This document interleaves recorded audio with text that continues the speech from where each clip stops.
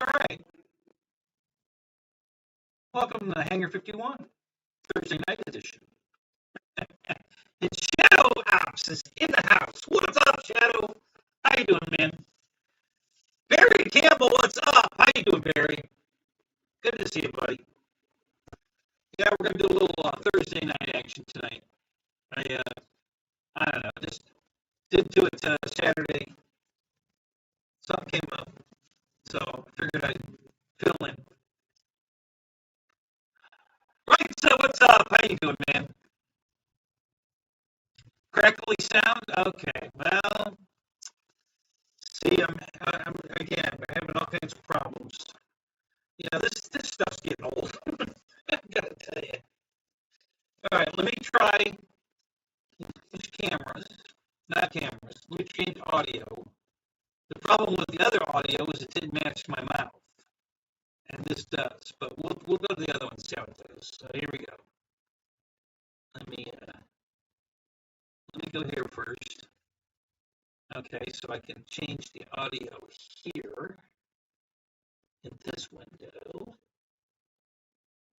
Okay, and then we're going to switch this back to the general camera. Okay. Okay, so is that any better? I know now my mouth doesn't match the sound. It's a Godzilla movie. But does it sound better? Is this any better? Better, okay. So Barry says it's better. All right. Who else is in the house? So we got Barry Campbell, we got Wrightsa, we got Shadow Ops. Let's see. We got 6 online though. That's cool. Got some lurkers. That's okay. All right. You can deal with not matching. Okay. All right. Okay, we'll leave it like that. All right. So let me fix the overhead shot one as well then. So we got to fix that one while we're here. And then I have another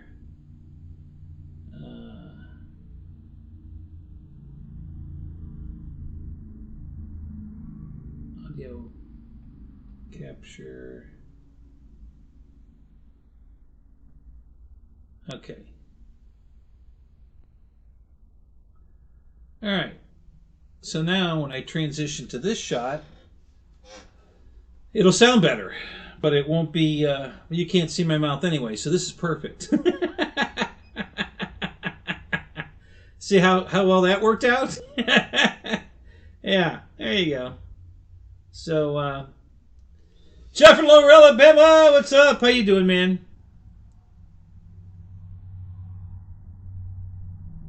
All right. So let me go back to this shot for a second here. Hang on. So I can change this picture.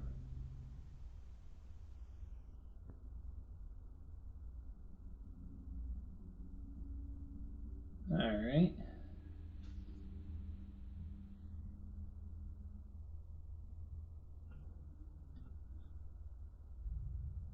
Okay.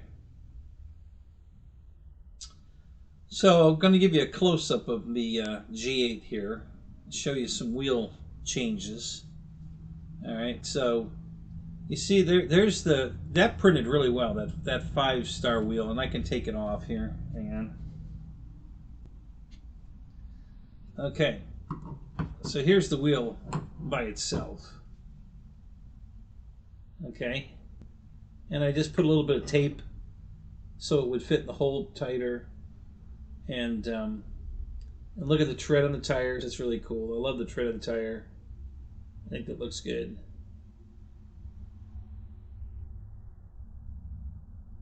Trying to get a better. Yeah, that's better. Yeah.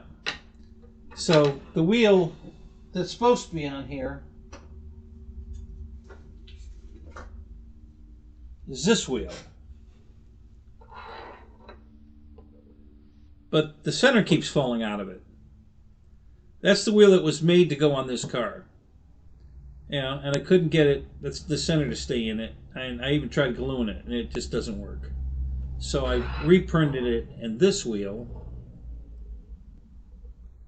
This is a 5-spoke wheel that doesn't go to this car. This wheel was actually casted off of a new version of this car, the Challenger. Okay, and they came out with a new version of this with this 5-spoke wheel on it. So I just resized the wheel to fit the Pontiac and put it on there, and there we have it. And now the Pontiac is pretty cool, actually. And I'll switch it back now so you guys get the whole picture here. And yeah, this came out pretty good. And then I put a coat of blue on it just to get started on smoothing all these imperfections, like on the roof. You see all this here. It actually feels pretty smooth now, but it's, you know, I'm going to put some red putty on that. Same thing with the windshield. You can see all the lows and highs as I'm sanding it. And the hood's the same way. Right here, it's got a lot of lines on the hood. And the doors too, same thing. There's a lot of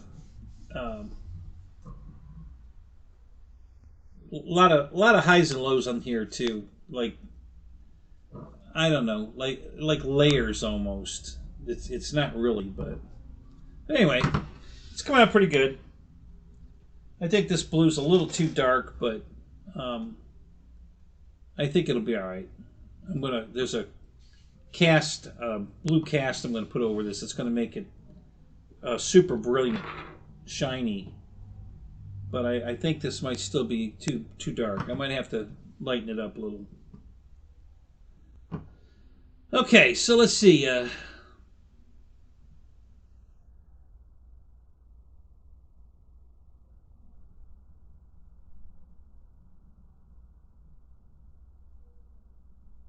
Your spad port, Jeff? What are you going to cover it with? You're going to cover it with that fabric-looking covering, or regular shiny monocoat? What are you going for?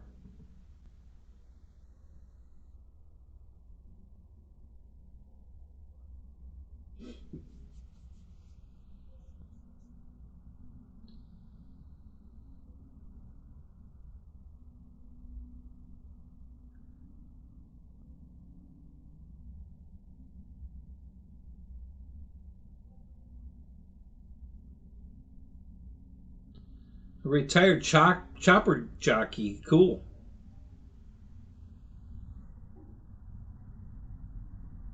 Did I fix my truck yet? What did I need to fix on the truck? Shadow. Nothing's wrong with the truck. What was I supposed to fix on the truck? You got me. I don't know what I'm supposed to be fixing on the truck. Oh, the gas. Well, it's fixing itself, actually. It's getting better all by itself. But no, I haven't pulled the canister off and beat the crap out of it. And what I mean by that is take a long screwdriver like this and shove it up in there and break up all the carbon and have it fall out of the canister, and then but it's been fixing itself. It's much better. It's still not right, but it fills up pretty fast. So I haven't been filling the tank anymore. I'm purposely not filling the tank so it will let that air out, and maybe it's going to fix itself all the way. If not, I'll just take it out and empty the crap out of it. But yeah, so far so good. It's getting better. Not too bad now.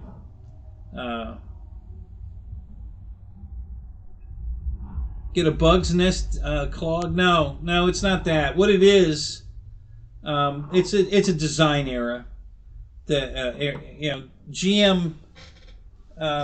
If you overfill your tank, what happens is the bypass in the neck goes back to the Victor. What's up?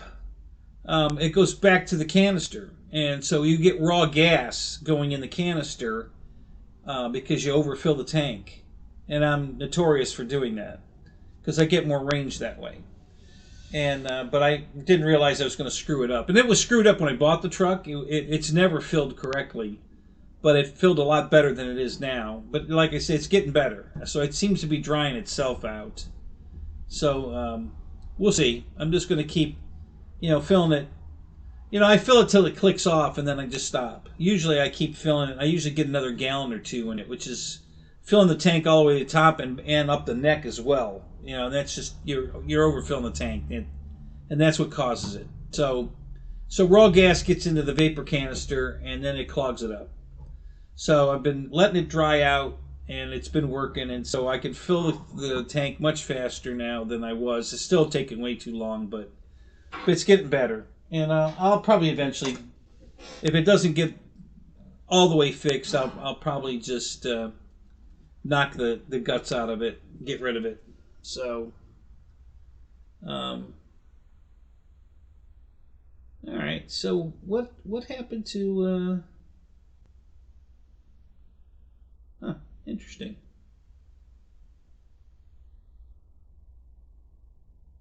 I wish they just hadn't screwed this up.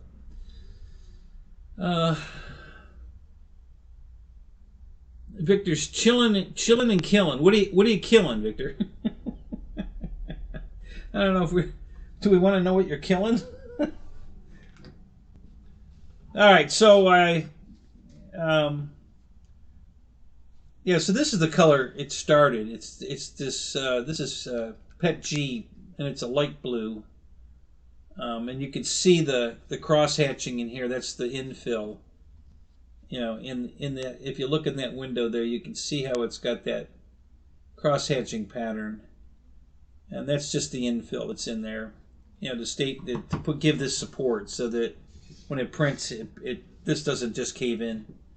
And it's coming out pretty good. I like the nose came out good. The grill work looks right. It's very. The only thing they got wrong, and that's hilarious, I didn't even notice it for quite a while, but the gas filler door is on the wrong side of the car. They put it on there. There it is, But let me get it in the light better. Yeah, there you can see it. And it's supposed to be on the passenger side of the car. So now I could flip the print. And that'll fix it. I can do a mirror image of it, and then it'll print the thing, and the gas door will be on the other side. But then the wipers will be wrong. See, there's a real long wiper on the driver's side here, right across here, and then a real short one over here. And if I flip it, then the wipers will be backwards. So I don't know. It's kind of it's kind of hard to see the wipers. They're there, but they're kind of hard to see, but it's accurate. There's a long one and a short one. That's how they did it on the G8. So what infill percentage? I believe this was like 6%, 6 or 7%, something around there. And I try to stay at that. Most of the time I only use 6 or 7%, because that's plenty. 15 is way too much. That's ridiculous. You're just wasting time and filament. You don't ever need that much infill. Hell, you could make a set of car ramps with 15% infill, and it would be strong enough to hold a car up. It's just way too much. I've got a sample of that here, I think. Yeah, now this is a good sample of the other one, though. Let me get my desk here. I'll pull something out.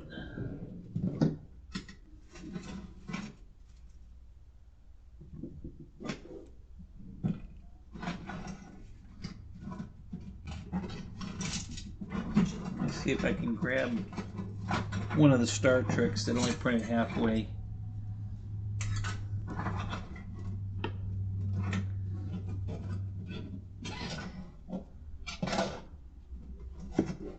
Yeah, here we go. Perfect. Okay, so here's the comparison. Uh-oh. I bumped something. We got something going on. Uh-oh. This isn't good. Okay, let me close that. And let's close that. And I don't know what happened. Hold on.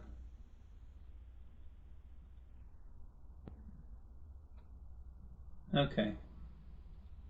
We opened a new window. Let me close this. I don't know what happened there. Okay. All right. So I'm going to give you show you two examples here of the differences.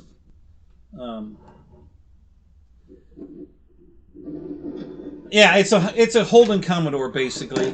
This is the Pontiac G8, and it's imported from it's built in Australia, and it's in Australia it's got a little bit different front end on it, and it's called a Holden is the name of the company. It's a GM company, and it's called the Commodore. And but when they imported it to the U.S. and they only brought it here 08 and 09, and then Pontiac went out of business, so they stopped getting it. So there's only 37 to 38,000 G8s in the U.S. That's not very many cars, guys. That's pretty sparse. So, but that's for both years. 37 to 38,000 cars for both years. So here's the difference. Okay, this is grid pattern at 15%. Okay? So if you were printing car ramps with that grid in this position, you know, standing this way, you could park a car on that. That's way too much infill. That's crazy. Okay, now this is called cubic, and this is about 6%. Okay, so if you look at this one now, you can see that it's triangulating in three directions. Okay, you've got lines going this way diagonal, lines going this way diagonal, and lines going and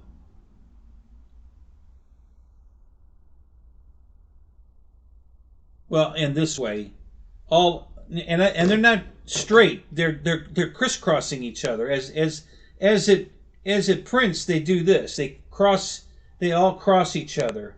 So it's a constant moving triangular box. Each cell here is completely enclosed. It doesn't have openings. These go all the way through. Each one of these cells, as it prints, closes up as the next one as they're moving. And this prints much faster than this, not just because there's less infill, but because this cubic design prints much quicker than this. And this is much stronger, and this works great. So that's what you're seeing in here. This is cubic, triangular shape. That's why you're seeing those triangles in there, because this is cubic, and about the same percentage as this.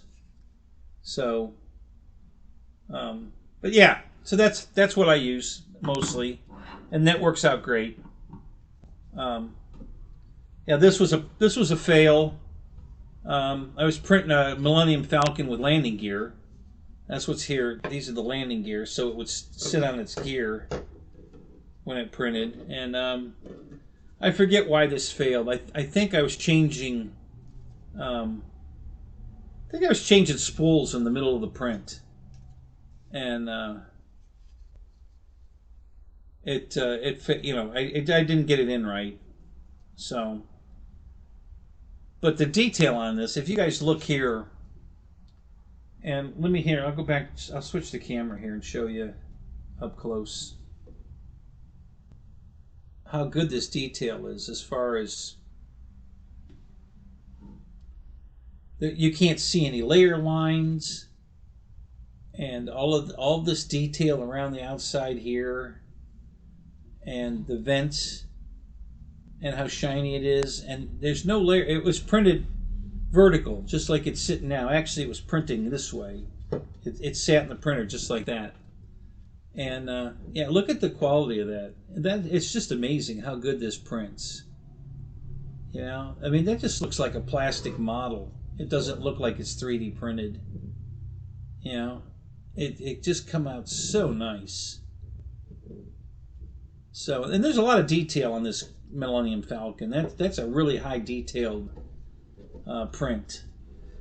And a lot of that's not all printer. It has a lot to do with the file. You know, whoever you know made this file did a good job. Now this file's not so great, and that's why you see all these. You see the lines here on the door. You know, that I'm going to have to sand out of it. You know, and same thing in the window. You see the lines in the window. It's not smooth.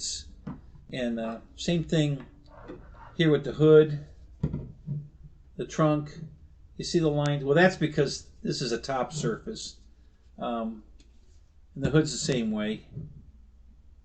You can see all these layer lines here in the hood.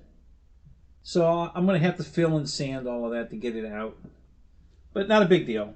You know, I'm going to paint it anyway, so I'm going to paint the wheels silver. I don't like black wheels, so I'm going to paint the wheels silver.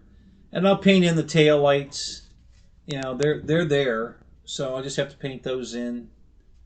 And same with the headlights and the grille in the front. It's got pretty good detail. So I'm really happy with this print. It's not the greatest, but you know, it's pretty nice. The Chrysler 300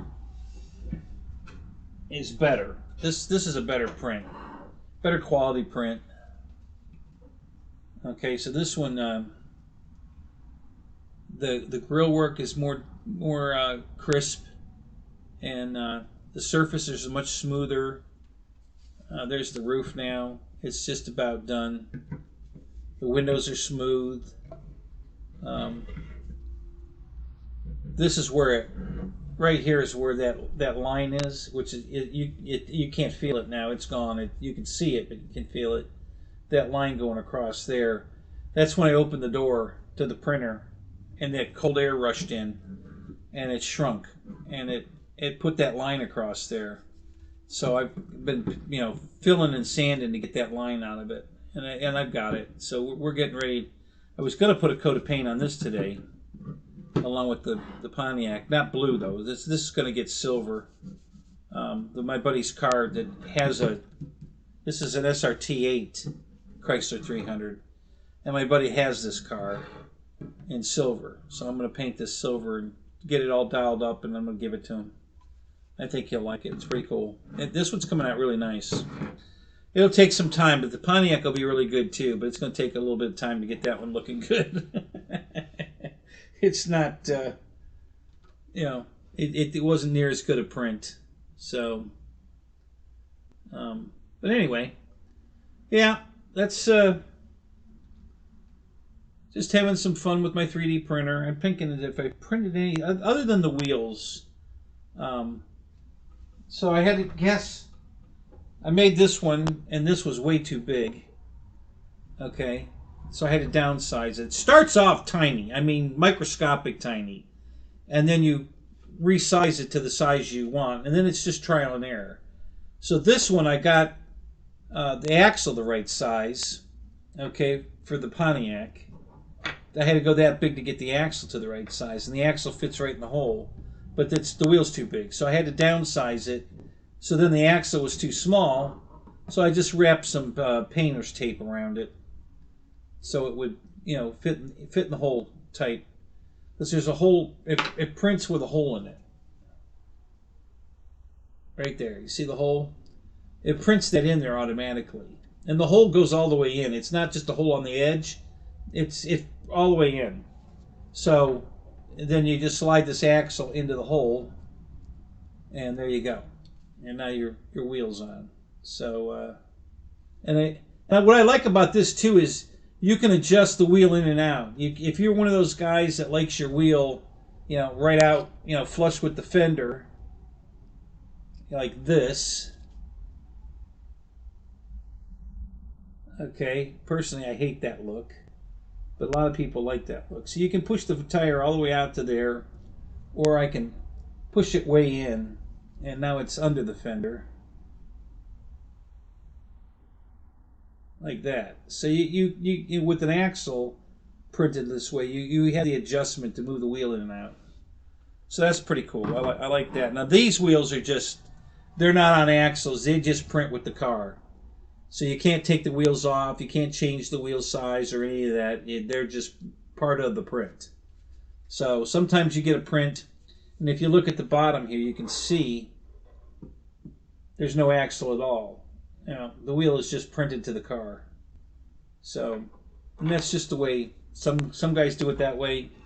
I prefer the axle way, not only because I can change how the wheels fit, but I can also change the wheel. I can put a different kind of wheel on it, which is what I ended up doing, because the wheel that's supposed to be with this print is this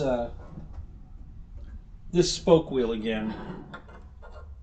That the center would just kept falling out of it. I couldn't get the center to stay on it with the brake caliper. So, and here's, you can get a look at the brake caliper here. I got the wheel inside out.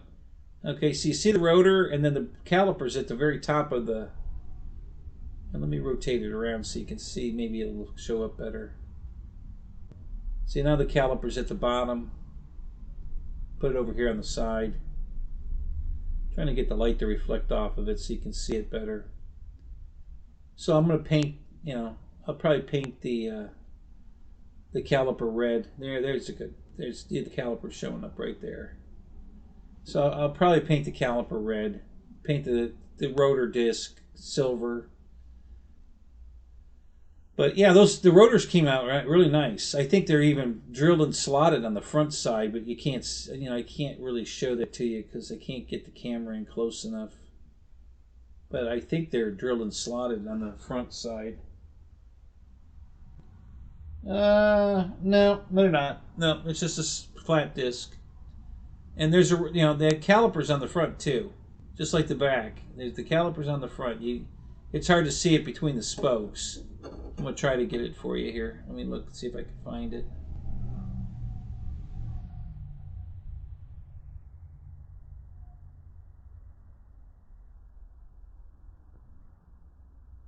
I think it's right here. Right in this window here. If you look in there, that's where the caliper is. And it'll show up much better when I paint it red. So, but anyway, so you have, if it's an axles design, then you have the option of, you know, changing the wheels and you know, putting a 5-spoke or whatever. So I think that's kind of cool. All right, let me switch back to the other view. And so yeah, so we got the blue and we got the infill, and that's the same infill that's in this. And then this is the default infill grid, 15% grid, and that's just way too much. Yeah, that's a big waste of filament. You know, so you want to make sure you change that. Don't ever use grid, and don't ever go 15%. That's just crazy. You don't need anything near that. So you'll save. I've saved as much as on some prints. I've saved an hour going from this fill to this fill. It takes an hour off the print because it doesn't have to print all that infill to that detail. So for you 3D printer guys out there, little tip, it'll be helpful. Okay, so I guess we're gonna move these because we're gonna do an unboxing right now. I don't know. It's over a year ago. I crashed my T28. My FMS 1400 size T28. I put a Tactic receiver in it because I've never had any problem with Tactic. And Eric, not Shadow Ops, EQ Eric, sent me three tactic receivers. So I threw one of them in this plane. I was out flying it around. It was flying fine, and then all of a sudden I lost the radio. And I got it back. And then I was headed back toward me, and I wanted to get it on the ground. And I didn't make it. I lost it again, and it crashed. So the only damage it did to the was it broke the fuselage in half right behind the wing. The rest of the fuselage is perfect. So the tail feathers are reusable and everything else. And I had some points on my full throttle at Horizon. That nonsense. And so I used my points and I saved $30 on this fuselage because I was just going to fix the original one, and I probably still will. It's very fixable. But I thought, well, for $30, I think this only cost me $37. And I said, well, what the heck? I'll just replace it. So that's what I did. I can't find my my razor knife, so I'm just poking it open with a screwdriver. I'm probably gonna poke a hole in my hand, but we'll see. Okay, get on this side here.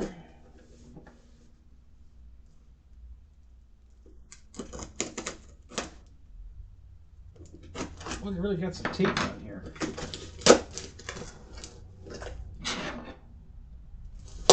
There we go.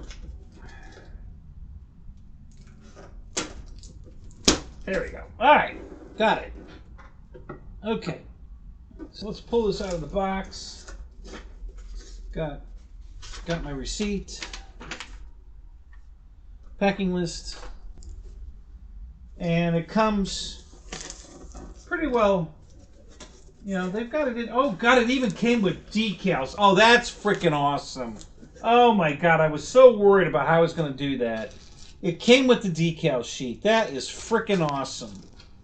The simulated exhaust blackening down the sides of the fuselage. I think that's hilarious.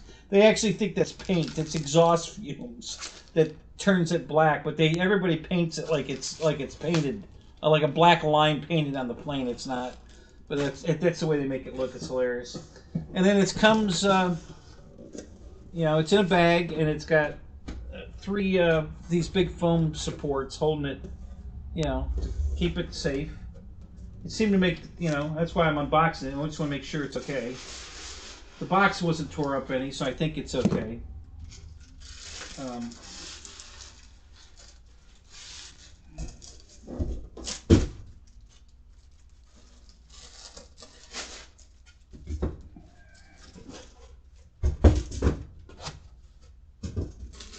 Alright. Yeah, so those black lines right here, okay? They come right out of here. These are the exhaust stacks on each side of the airplane. There's 3 of them here and 3 of them over here. And then I think, if I'm not mistaken, there's, I think, supposed to be some on the bottom. Because I know it's more than a 6-cylinder, so it's going to be more than 3 exhaust stacks. But anyway, that black line that swoops over the wing like this is just it's supposed to be black and then it tapers, it fades out. Not just a solid line like this.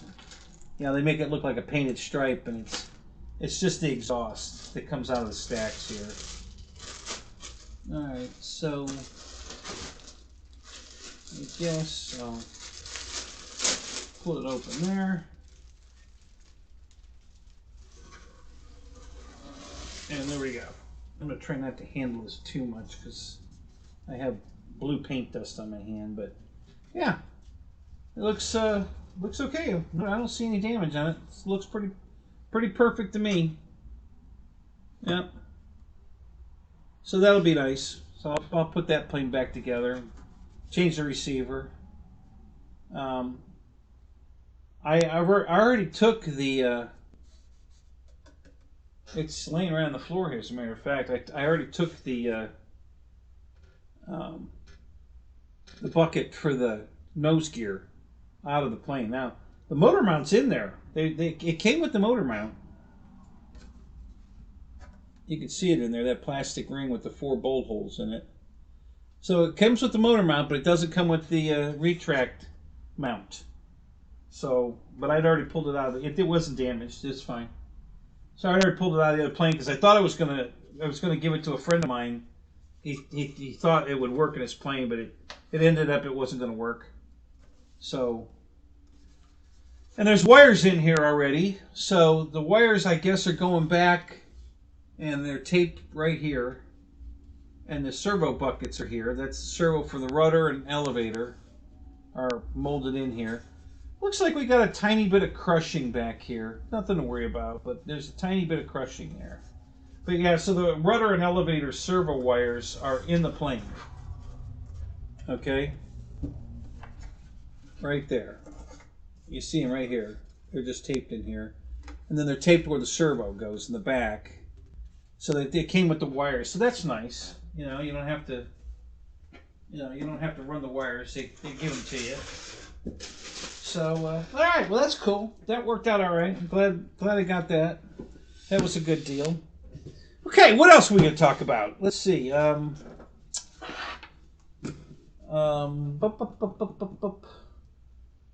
some more paint. I'm going to finish up my clear coating on the airplanes. I got to clear coat the fuselage of the Carbon ZT-28.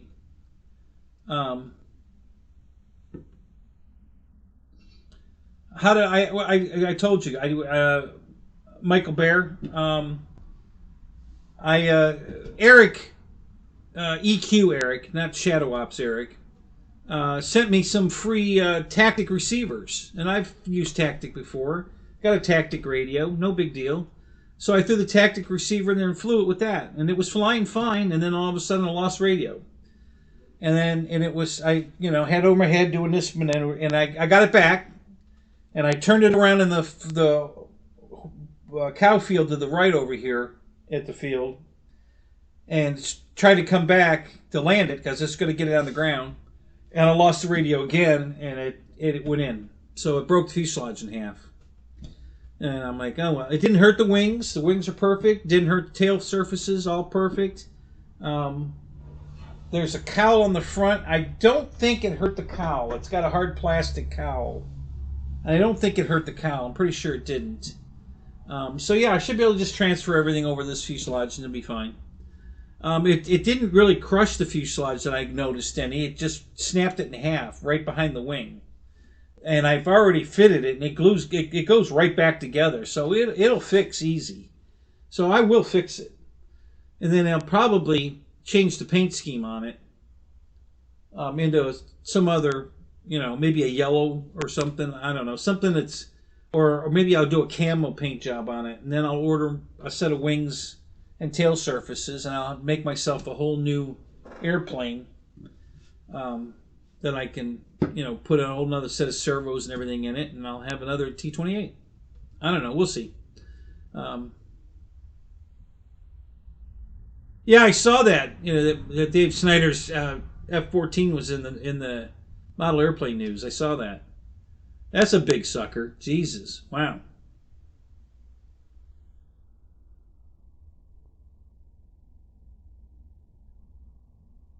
Brian Chambers, what's up? Good to see you, man. So how are we doing? How many people are here? I got to keep adjusting my screen here. YouTube screwed this all up. So I can't say. It says we have 10 people in here. Okay. Yeah, they screwed this all up.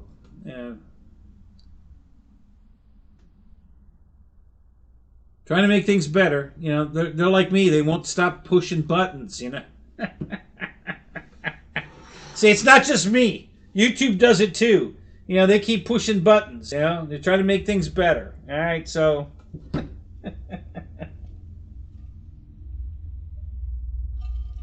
All right, Shadow. Hey, let me pull the bus over.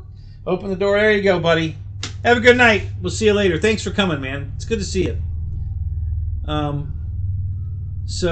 Yeah. So, hey, any new releases from Horizon today? I didn't go look. I was kind of busy. Oh, a TWA scheme? A T-28 in a TWA scheme? Really? Did TWA ever have a T28? I don't know if that's...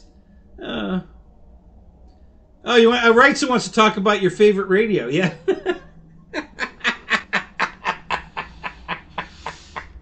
Tactic. That's my new favorite radio. Tactic.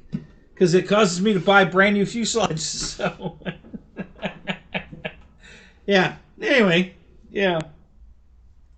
Yeah, we can. Well, hey, we can balance a prop too. I got the balancer right here too. So we'll and we're watching paint dry. I just painted the Pontiac, so we'll watch this dry. Okay, so we got paint drying. We got props balancing. Okay, and then we got. We got it covered, guys. We're good. We got it all covered here. We're good to go. So while the props are balancing and the paint's drying, we'll talk about our favorite radio. So I don't know. Anything new from Horizon? Did they come out with anything today? I didn't go look.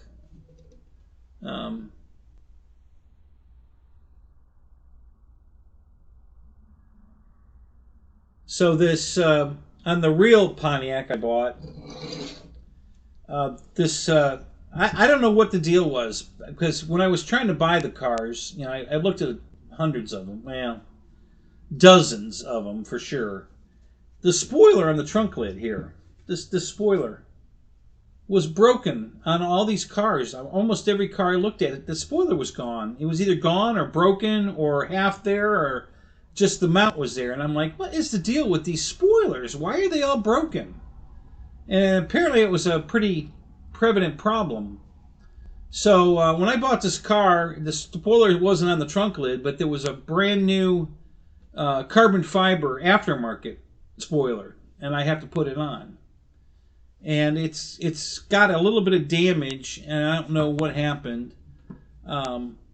It's fine cosmetically, but there's two Zerk fittings on the ends, two blind nut molded into or crimped into the carbon fiber, and one of those nuts is missing. So I ordered a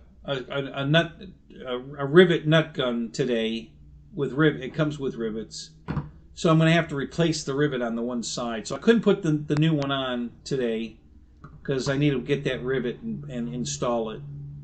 I'm just going to rebuild it with probably just epoxy.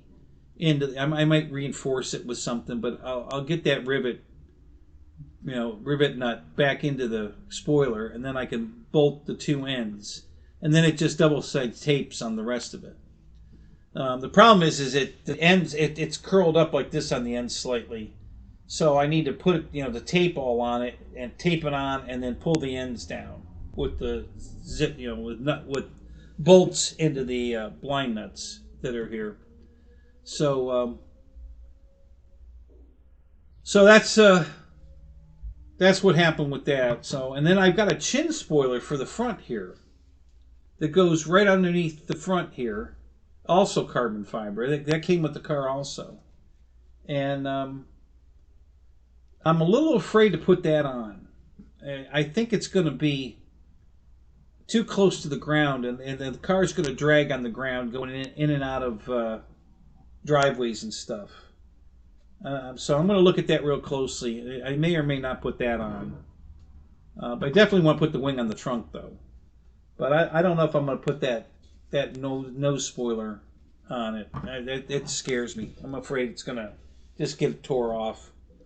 So, but other than that, been working on the car. It came with several lights on the dash. Air pressure light was on. I fixed that. The ABS brake light is still on. The part's coming for that tomorrow. I've got a new sensor to put in tomorrow, so I'll fix that. Then that'll fix the stability, the ABS brakes, and the traction control. All three of those are tied to that one sensor. So as soon as I fix that sensor, all three of those problems will go away.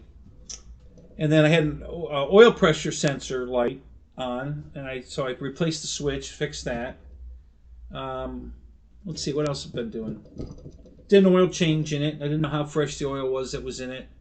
Didn't want to take a chance. 8 quarts of oil. This LS3 Corvette motor. It takes 8 quarts of oil. Holy crap. There was some weepage on the transmission pan and the oil pan, so I tightened all the bolts on those, and then I gunked the whole bottom of the car, and it's dry as a bone now. So that car, I solved all those leaks. They were minor leaks, just weepage, but it's dry now. So no, it's not a dry sump, Bill. I was surprised for it to hold. Because there's no can, there's no oil canister anywhere. It's all in the pan. It's just an 8-quart pan. It's a big damn oil pan. It's solid aluminum too. It's not a stamped, steel pan. This is a machined aluminum pan. It's huge. So yeah. So that's so you got to put 8 quarts of oil in it, and must have been really dry. Yeah, because it's a dry sump. Yeah, it was really dry. But anyway, yeah, so just been working on my, the car, polishing it. They did a color correction, which is just a wet sand and buff. The car is really shiny, and it's almost perfect. Got just a couple little areas that need a little attention.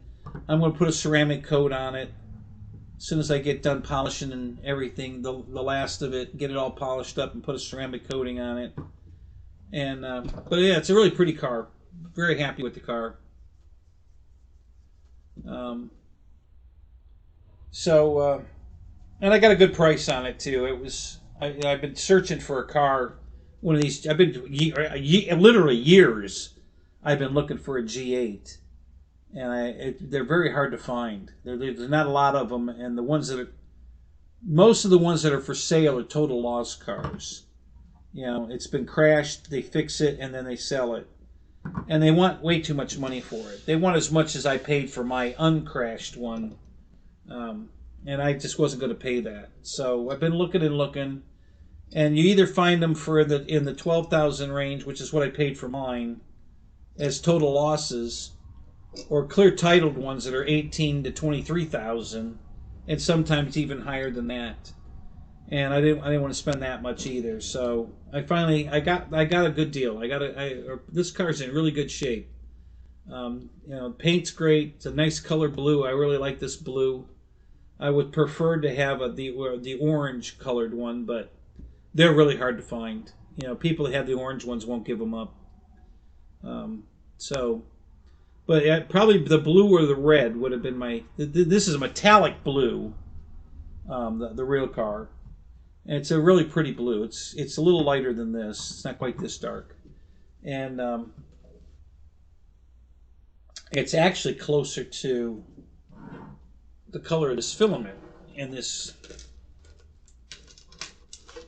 right here. That's about the color blue the car is this color blue. It's real shiny. So just like this filament. So yeah, so that's what I printed this car with, is this filament. But I had to, because the print came out so porous, I had to prime it and then paint it. So because originally I was just going to leave it, the color of this, but it didn't come out that good, so I couldn't do that. But it'll be all right. It'll come out all right. It'll look good when I'm done. So, yeah, or a solid red, no metallic, just a solid bright red. I love that one too. So those would have been my first choices, and then probably the next one would have been white. It comes in 2 different color grays, and the dark silver gray and then like a medium gray. And silver gray. They're both metallic colors, and I don't like the color. I don't like the car in that color at all. I wouldn't have bought one in that color. It just doesn't look good, I don't think.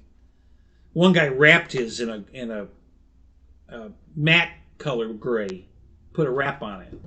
And that car's been on Facebook for a long time. He's asking 23 for it. And I guess nobody likes that color either because he's not having any takers. nobody wants his wrapped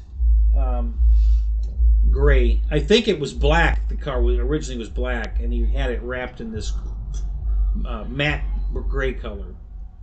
Not a fan. I don't like it.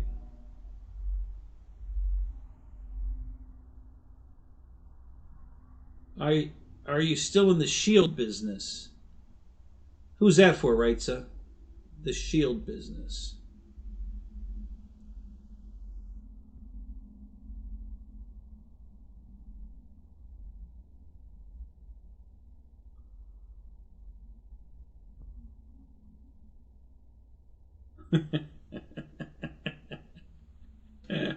The gold edition. Yeah, the next timber will be the gold. The quadruple gold edition. The quadruple timber gold edition.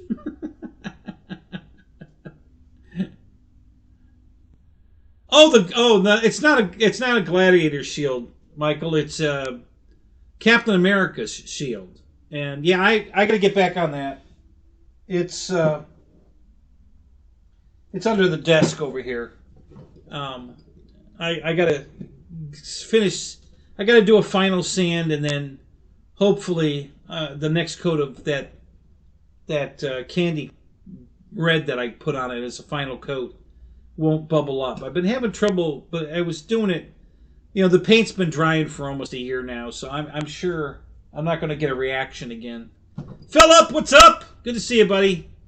So yeah, so I got to finish that up too. And I'm going to use the same blue for the star in the middle of Captain America's shield as I do on this car. They're going to be the same color blue when I'm finally done.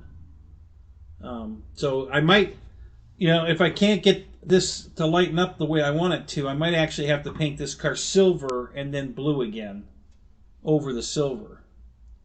I'll just put the blue cast on it and just keep laying that on it until I get it to the shade I want. Because each coat will be shiny, but it'll add more blue to it. So we'll see.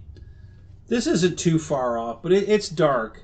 It looks a lot darker on camera than it really is, but it's still too dark. I thought this was a good match, but it really isn't. The cap, I don't know if the cap on camera looks any better. In the store with the fluorescent lights on it, the cap looked lighter. It looked like a lighter blue. But yeah, it's pretty dark. So anyway, not a big deal. I needed to put some coats of paint on it anyway to fill in all this imperfections. We're all I'm gonna put on it now is red putty. You know, the final putty. You know, and I'm gonna fill it with that and get it finally smooth, and then I'll put a final coat of paint on it. So.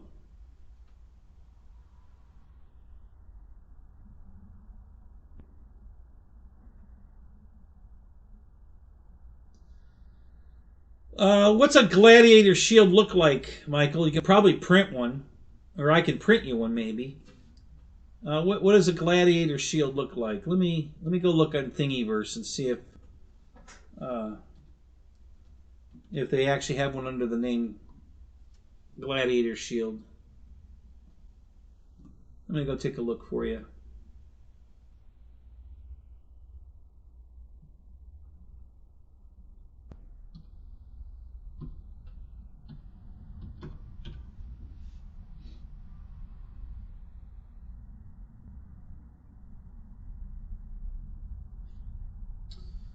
Yeah, they've got some out here. Do you want it like a diamond shape, or what are you looking for?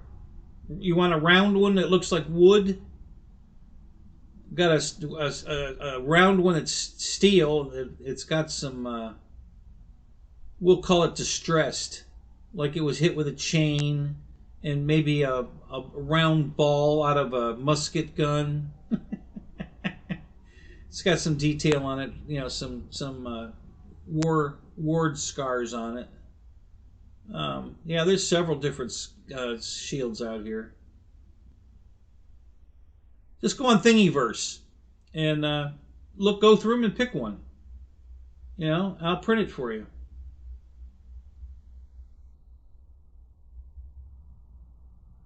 It's crazy. You type in shield and you get the stupidest, you know, prints that have nothing to do with a shield.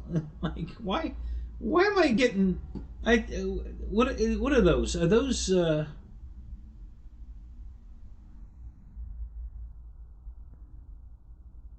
hydrogen packs? I guess those are maybe from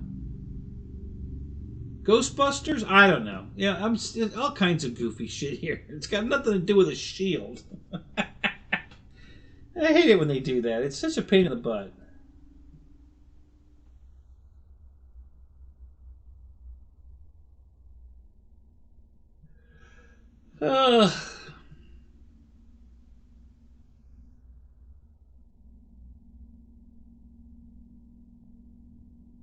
A Pringles can.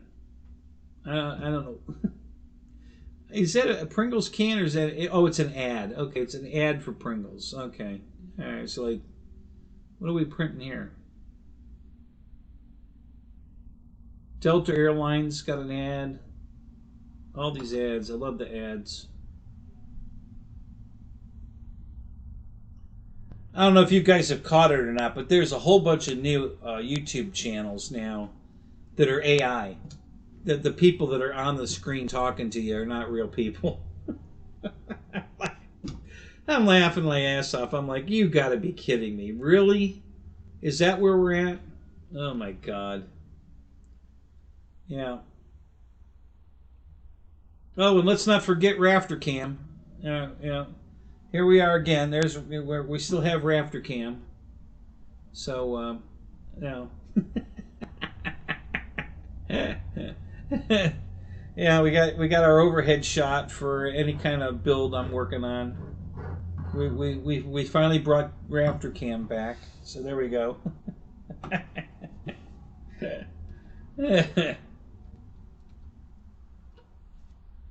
Yeah. Anyway.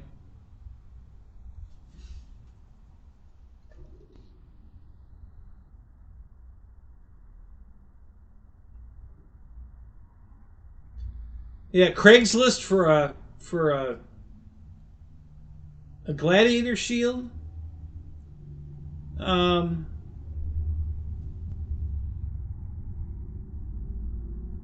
What's that big thing they do every year? That medieval times. Those shows they put on. What do they call that? I can't remember.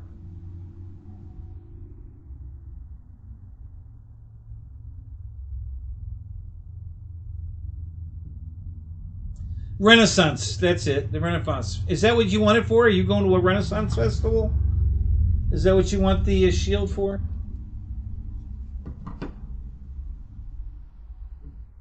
You probably need to do a search for Renaissance shield. You know, you might find it quicker that way. Yeah, Marketplace maybe. Yeah, sure. I'd look there. I would. Absolutely.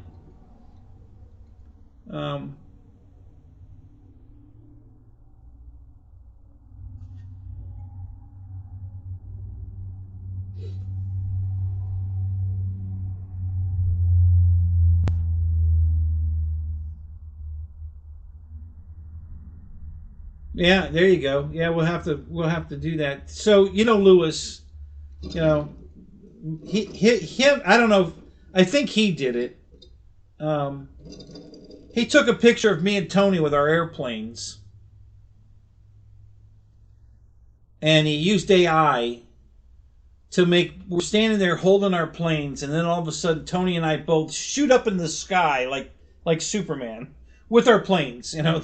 We both leave the ground with our planes and just shoot straight up into the air. And then we come back down and crash and on the ground. And then he did a second video where we're same picture, we're standing there with our planes, and then all of a sudden both of us are running at the camera, and we trip and fall, and the planes break into a million pieces as we're tumbling on the ground. And he did both of those in AI. It was hilarious because obviously neither one of us ever did that, but it was funny as hell that he had that. You know, it's amazing what that AI shit can do. It's crazy how realistic they can make that look.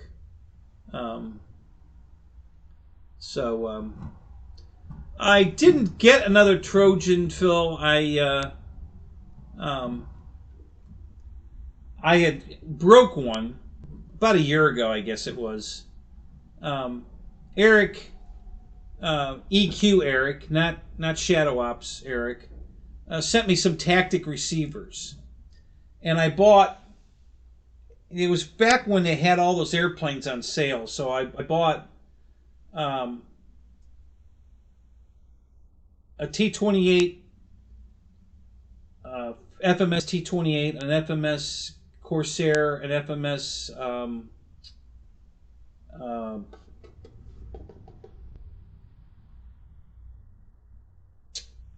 what was the third one? The Corsair, the T-28, oh, and the P-40. And then I had a brand new Trojan 1400 size one that was sold by Aeromaster or something was the name of the company. They're out of business, but HSD bought their molds. And that's my favorite all-time T-28 in a 1400 size. I think that one looks the best. And it flies really good. So I decided to get that. I've got two of them. One was brand new in the box. So I decided to get the brand new in the box out and go fly it. So I did. And I can't remember what receiver. I probably put a regular receiver in the other one. And the FMS one, I put the tactic receiver in it. And I had a radio hit. I lost it. I got it back. And I was turning it around to get it. I wanted to get it on the ground, so I was trying to get back to the runway, and I didn't make it. I lost the radio again. It crashed, and it broke the fuselage right behind the wing. Just a clean break right in half, and the rest of it was fine. It didn't. I don't even think it broke it broke the prop, but I don't think it broke the cowling. It's got a pretty heavy plastic cowling on the front. So basically, I replaced the prop. And which I did, and the fuselage, which I was going to glue the fuselage. I don't know if it was a bad receiver or just. I'm not sure. I couldn't say for sure yet. It might have been a bad receiver, or it could have been. If I remember right, I think I was using the tactic protocol in my Radiomaster radio. I have a tactic radio, and that's what I used to fly all the time, and I never had an issue with that, with the real tactic transmitter. But when I tried I think I was using the Radiomaster protocol in the tactic protocol in the Radiomaster, and I think that's what crashed. So anyway, not a big deal. I'm going to fix that fuselage anyway. It's very fixable, you know. But I had points from my full throttle that I didn't join at Horizon, and they literally called me, you know. Which, listen, when the elite program was in force, guys, these guys go out of their way to take care of you. You know, the elite group, and now they're, you know, still doing their job, and they're still doing it to the same level as if you were an elite member. They still treat you like you're somebody special. And so my points had expired, and Nick calls me and he says, "Hey, you know, I just wanted to let you know you had $28 in change in full throttle points that expired." He says, "I reinitialized them for the weekend. So if you wanna use your money, you know, go out, put something in your cart, you know, go ahead and buy it, and your elite points, your $28 has been energized." And I'm like, "Well, thank you, I appreciate that," you know. And they called me to tell me that. So So I used them. I got so I got this replacement fuselage for my T-28. I think it only cost me $37. I think it was what it ended up costing me after I used my $28. So I replaced the fuselage that broke. Still gonna fix the other one too, but now I got a brand new one. The rest of the plane is perfect. The wings didn't get damaged at all. The tail surface didn't get any damage either. Just the fuselage. So so I think there was some crushing up here because the cowl slides over this all the way to here. Okay, you see where the black line is here? The cowl slides all the way over all of this right here, all the way up to here. And I think this got crushed some, which is behind the cowl. And it might be wrinkled in here some too. So this will take care of that. But the rest of the fuselage is fine. It was a real nice clean break, real easy to fix. It won't be a problem to fix it. And so yeah, I just decided to spend a couple bucks, use up the money I had in my program, and so I spent my money. I did not sign up for the full throttle program because I'll never spend enough money to make that worth a while. You have to spend to get the full 7% discount that you get. You have to spend $2,500, and I think at that level you still have to use those points that you get within 6 months, or you lose them. Okay. And I'm not going to be spending that kind of money at Horizon, so I'm not going to. And they're really catering to the people that run the smart batteries and the smart chargers. You get extra, you get extra points for that. If you're using the smart batteries and the smart chargers, the full throttle program really helps you out on that. You even get extra points off on that. But I'm not using smart batteries or smart chargers, so. You feel like flying your which T-28 do you have, Phil? So, yeah, I was just counting them up the other day. I think I have 11, if I counted right. I have 11 T-28s now. I think that ties my Mustang. I think I have 11 Mustangs. No, I think I have 13 Mustangs, to be honest. I think I have 13 Mustangs. And now I have 11 T-28s. Because I bought another, Carbon Z. So now I have 4 Carbon Z T-28s.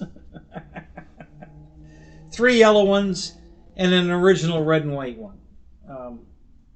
So I have those. And then I have 2 of the Aeromaster or whatever brand that was. I can't remember. It's Aero something. I have 2 of those, and I have 2 of the FMS ones now, because I bought the whole replacement airplane when those were on sale for $200. They were over $100 off, and then I still had the old one that was broke, and now I just bought the fuselage to fix that one, so that'll give me 2 fully flyable T-28s, FMS ones. So I have 2 of the Aeromasters, 2 of the, and I have 3 of the 1100 size one. I've got 1 Aero's RC T-28, that yellow, red, and white one. And then I have 2 of the Hobby King one that has the flaps and speed brake, retracts, lights, all that. I got it's blue, the white and blue anniversary. I think it's Air Force 50th anniversary, or is it Navy? I forget. But yeah, I've got 2 of those. They put them on sale. Like I can't resist. If you put it on sale, I gotta buy it. I got another. I don't know if you guys are into cars that much or into Speed Racer. But And when I need to adjust my camera because it's just out of camera view, let me see how I could do that easily. Well, let me put this up in the air so I can get under it. Oh, I got that powered strip turned off. I was running the heater, my fireplace, and I turned that power strip off. So let me turn that back on.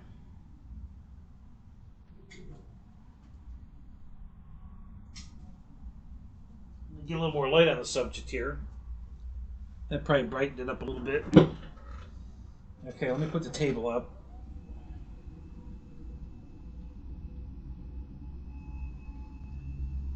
Amazon, 92 bucks, free shipping.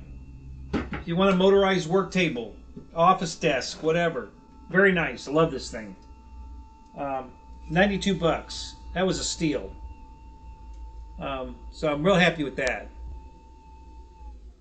Okay, so let me get under here to adjust the camera.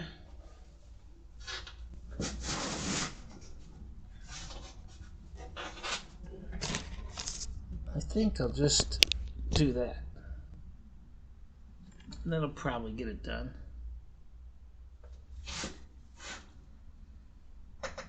Yeah, let's try that.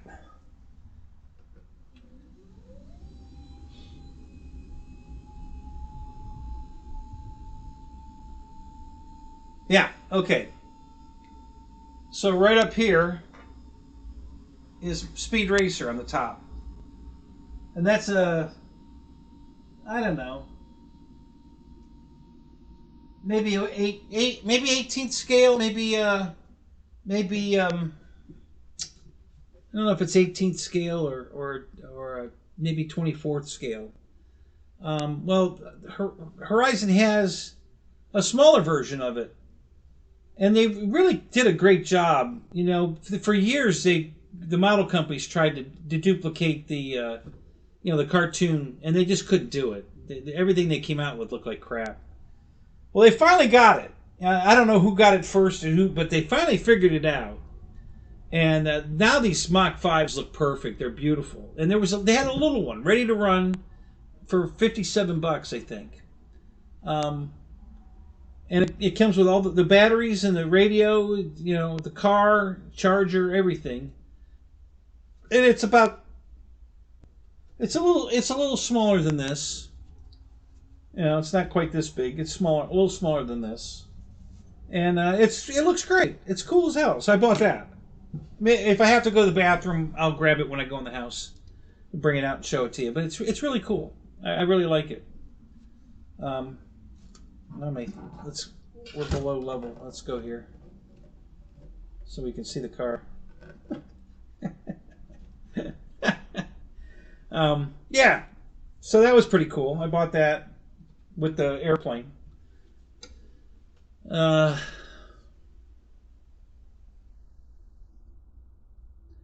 Yeah, Philip, I know it flies good, and I'm sure it's a nice air, but I just can't do a T-28 without retracts. I'm sorry, I can't do it. It's got to have retracts. And the 1100 size one from Arrows is retracts, and so's the one from Hobby King. So I just couldn't do the non-retract version one. And then there was another one.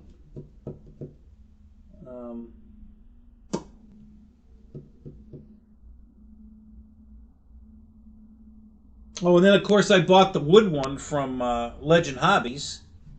I forgot about that one. Yeah, that's another T-28 I have, the all wood, and that one's red and white.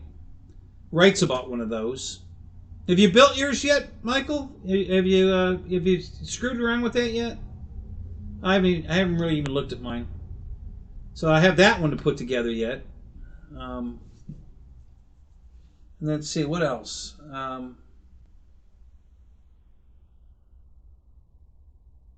As soon as I get this room finished down here, I was online today all day looking for where to buy the wire, the main line I got to bring over here. It's got to be 150 amp service from the house to here. It's going to be about 55 feet, I think. So it's going to be $500 worth just the wire. You know, and then I got to buy the fuse panel and the outside breaker box with the the cutoff switch, and so I got to buy all that and get the power run over here. And then once the power's run, I can run the wires through the walls and finish this room, and then get this room drywalled. And then once that's done, I can put my build table in here and start just putting airplanes around the walls all the way around. Everything here behind me, all this white cabinetry is going upstairs into the living room. It's just here for now, but eventually all these cabinetry is going upstairs, and this will just have airplanes. On this wall be airplanes. That wall, and that wall will be airplanes. And airplane, probably seven or 8 tier racks, just full of airplanes. So I'll probably have somewhere around, I think I can get like 90 some planes in here. And I'll have at least 2 of the trailers will have planes in them. Each trailer have about 15, 18. So we'll have another 30 some airplanes out in trailers. And actually I have 3 trailers. So, and then in the camper, that'll have probably another 20 in it. And then the rest of the planes are going to be probably, I'm going to have some, I think inside the big garage, I'm going to have airplanes hanging from the ceiling on display. You know, twosies and threesies. You know, I'll retire one and hang it up so we can look at it. And, you know, when you walk in the garage, you know, above all the cars, there'll be airplanes hanging. I'm going to have some in the upstairs room, some of the small ones. You know, those little 800 size. I've got, I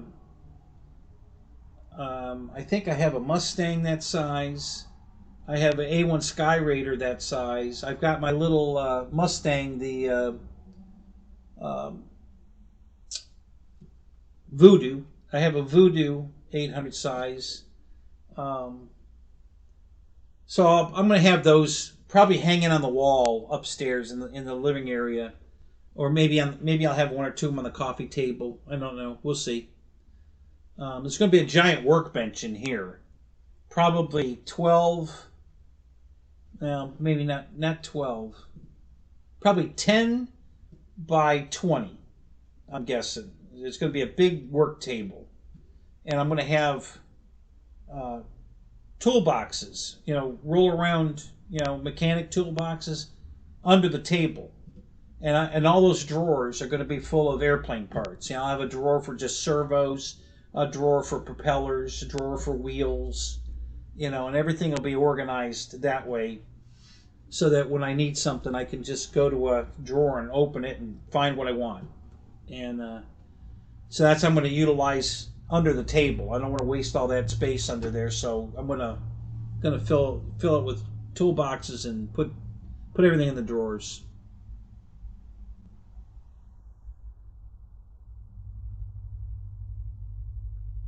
You can have too many? No, you can't, Michael. You're wrong.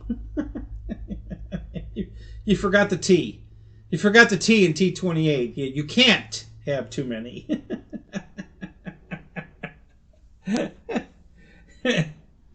So I just always loved that airplane. The A1 Sky Raider, one of my favorite airplanes. Love that airplane. The T28, always one of my favorites. Before I even flew one, I just liked the looks of it. You know, at the air shows and stuff. I always loved that airplane. Then when they, you know, I actually started flying T28s. Never had one back, you know, when I first started flying. You know, I had some Mustangs and a Quickie 500, you know, pylon racer. Nothing really scale too much. Because back then, when you were doing it in balsa wood, man, if you wanted to make a scale airplane, you were going to spend months. working on it to detail it, and I wanted to fly, so I just got into racing. I didn't care about scale. But when I first saw my first, foamy that was, full detail, oh my God, I just couldn't believe it. I just went batshit over that. And that's when I really started buying airplanes. Ever since they started,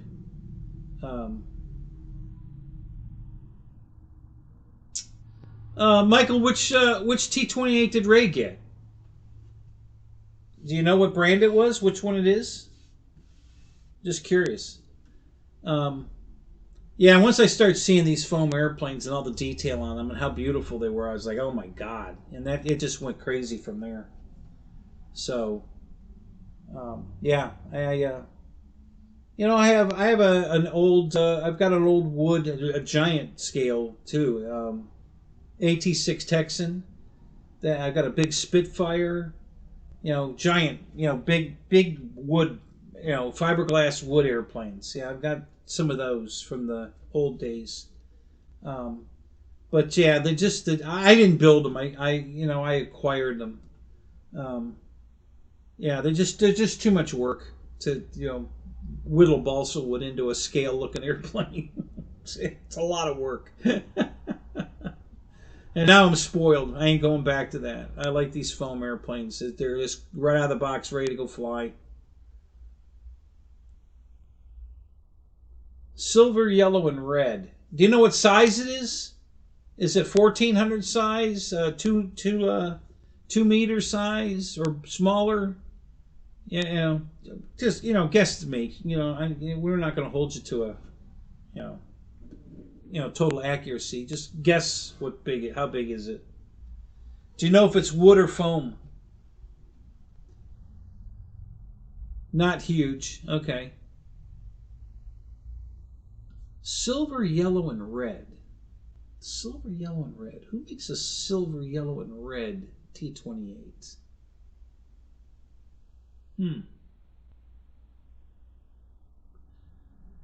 Yeah, the Arrows one is yellow, red, and silver and white. I think it's in here, as a matter of fact. I think it's right over here. Hang on a minute. Let me look. I thought it was still in here.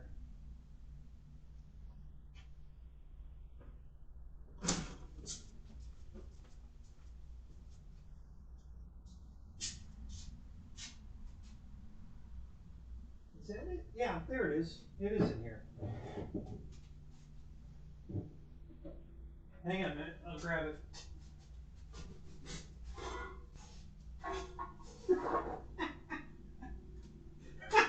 I can't believe how many airplanes I have, guys. This is just insane.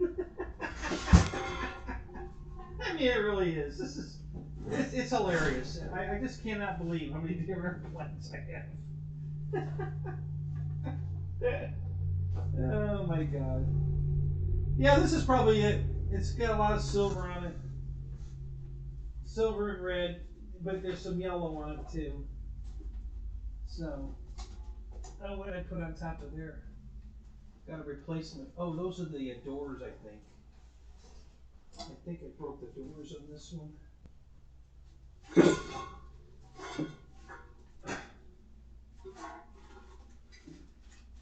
What are those? Oh, yeah, the doors. Yep, yeah. So I've got the doors, and then I bought a new cowl too. Okay. Pretty dusty. So is this it? Is this the one where he's flying around as fast? Probably is. I like this plane. Yeah, the outer doors here, these things are always a pain in the ass. So I have a new set of them here. And I've got extra props. The Hobby King T-28 is the same exact mold. Well, not quite exact. The only difference is there's reliefs here for lights, because there's lights in the Hobby King one. There's no lights in this one. And then there's a speed brake here in the middle, right here. On the Hobby King one, there's a speed brake that comes down with the flaps. Well, it's on a separate servo. You can have it on the flap switch or put it on a separate switch. But yeah, it's got retracts and everything. So yeah, I like this plane. I wasn't crazy about it at first. This color scheme was kind of like, I don't know. But it grew on me, so I bought it. I like it. It's a good airplane.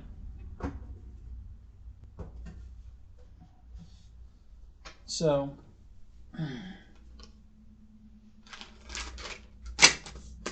yeah, the extra cowl is,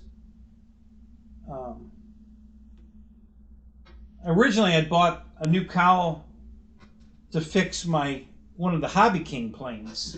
And then I bought a cowl. I ended up buying a cowl. So here's the difference. I'm going to show you. Here's another, same airplane, guys, but there's some minor differences. All right. So here, if you look at the cowl here, the reason I bought the Arrows one is I love the dummy engine in here. Okay. I'll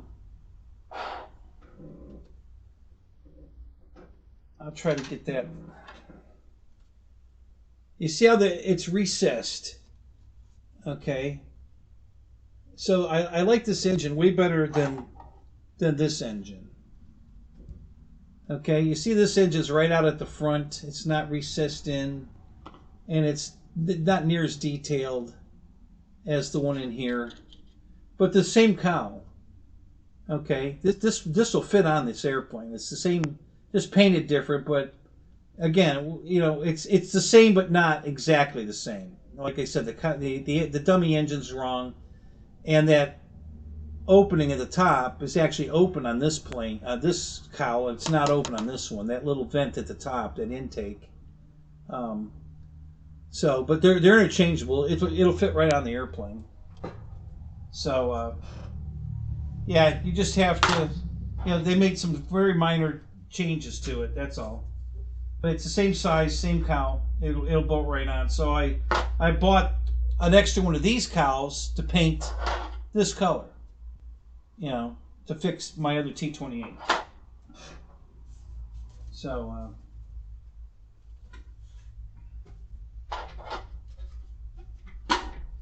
those are the 1100 size ones with retracts. So gotta have retracts. I can't fly planes. I can't fly an F-16 around with, you know, without landing gear. Yeah, I could 3D print one, Jeff. You're right, and I probably will. And I'll probably find a scan of one, and then I'll resize it to the, you know, to what I want. And back in the day, this is a long time ago, because Motion was selling FMS stuff.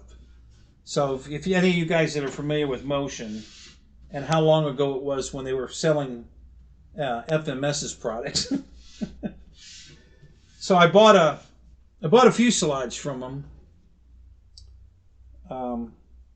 and it was a P-47. Okay, so I bought a P-47 that I was building. I think I was building this thing from scratch, or from parts, with a different paint scheme. I can't remember exactly what I was doing at the time. It could have been my Tar Heel Hal, I think it was. Yeah, that's what it was.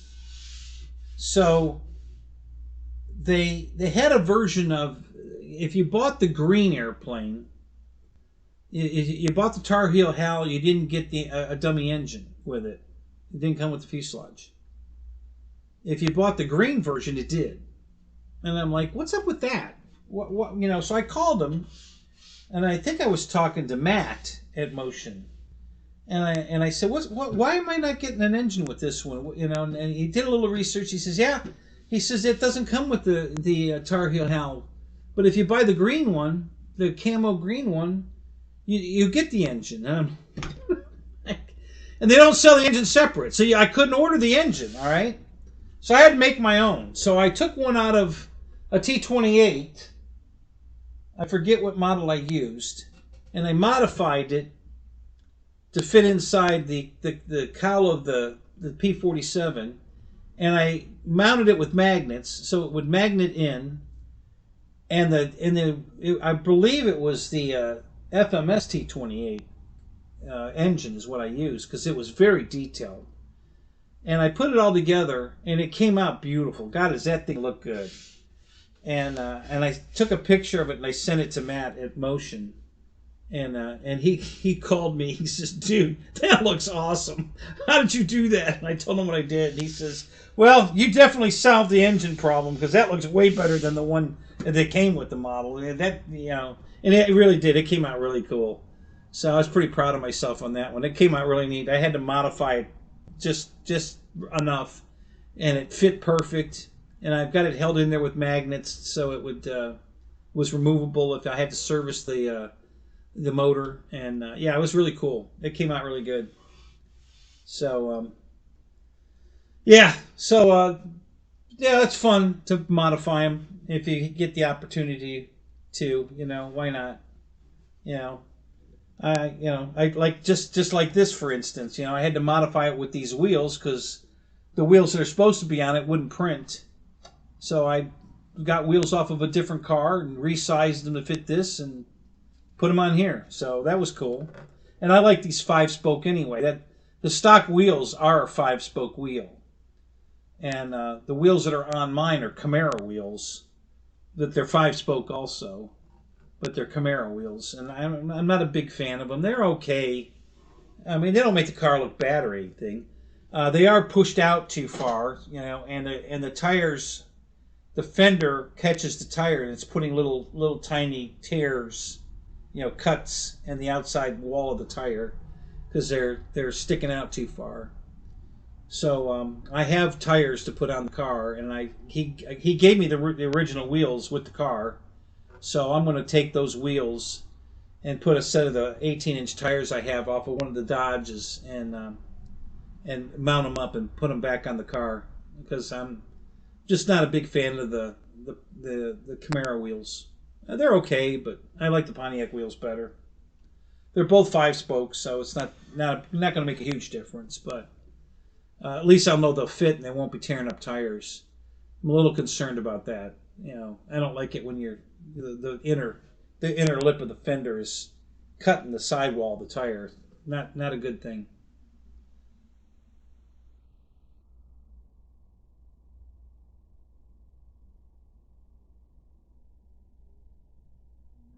Yeah, there you go, Michael.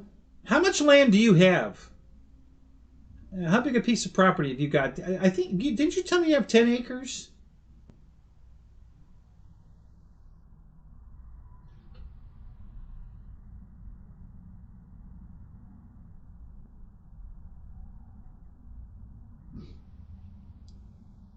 There's Eric. What's up? EQ's got a new plane to talk about. Tell everybody what you got, Eric. Inquiring minds want to know. Juno, what's up? How you doing, man?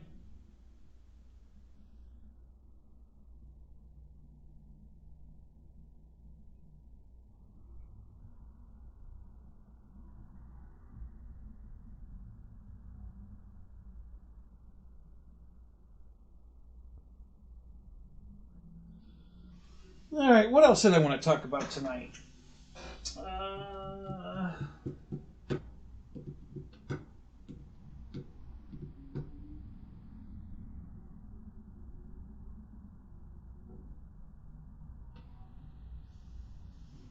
Been cleaning up the garage. I gotta get the lift moved. It's where it is not. It's not ergonomically in a good spot. I got to move it. It was never meant to be right in front of the door. But when I had to build it there. But it's on wheels. I can roll it around. So I got to get that area finished. I got a lot of it moved. I moved all the steel that was over there. I moved all the wood that was over there. Well, not all of it. I have 4 2x4s 16 foot long. And the building, I can't stand them up because the building's not 16 feet tall. It's 15.8. So I can't even stand them up to get them out of the way. So I'm going to have to actually cut them. And to build this, I got a 12-foot wall I got to build right here. So I'm going to cut 2 of those to 12 feet. And go ahead and build that wall so that I have that done. And that'll get 2 of those off the floor. And then I have a 16-foot wall at the very end. So I think I'll use the other 2 to build that wall. So I can build 2 walls out of those 4 2x4 by 16s. And that'll take care of that and get those off the floor. So I'm gonna be doing that here shortly.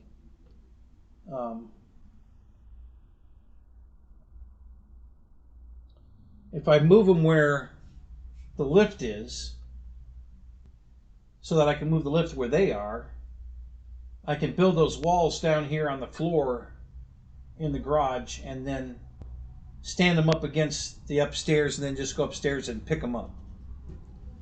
So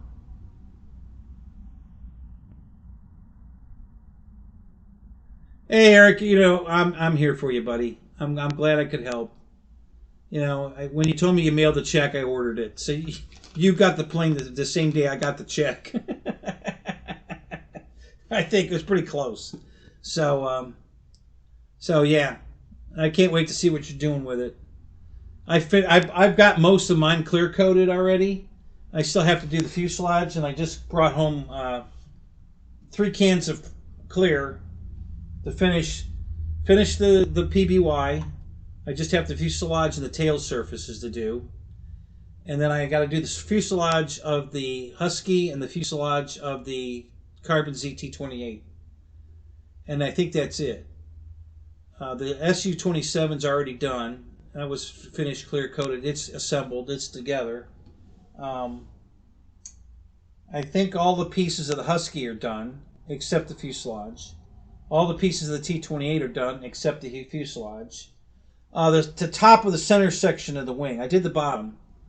So the PBY center section, I got to do the top of the wing. I got to clear that, clear the fuselage, and clear the tail surfaces. And then that'll be done. And then I can get all those airplanes built and get them out of the way. Because right now they're on pedestals all upstairs where I'm painting them all over the place.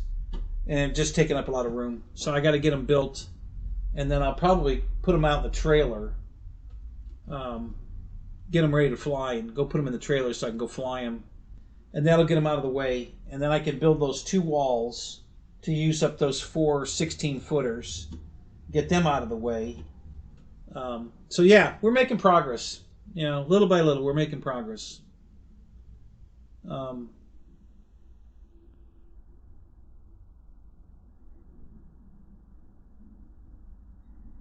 Oh, see, I know you've already unboxed it because you told me you were painting it already. What paint scheme are you putting on that plane?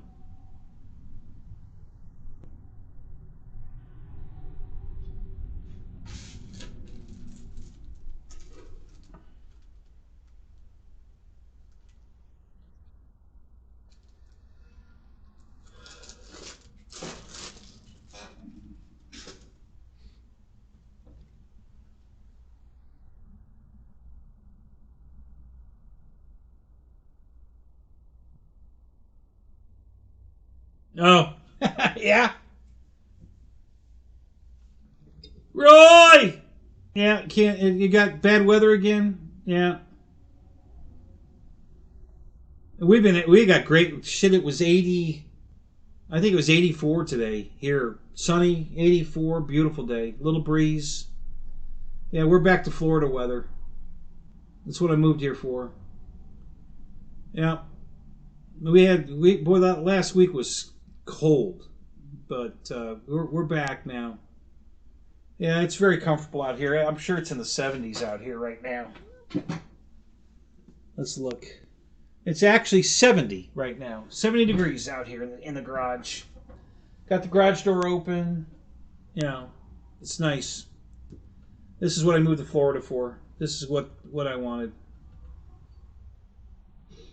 He's got the PBY, you know, the same one I bought. It was only you know, when I bought mine it was $100 off. I tried to tell him, listen, you know, wait for it to go, but he had to have it now, so he only got $10 off. It was on sale for $10 off, you know. So,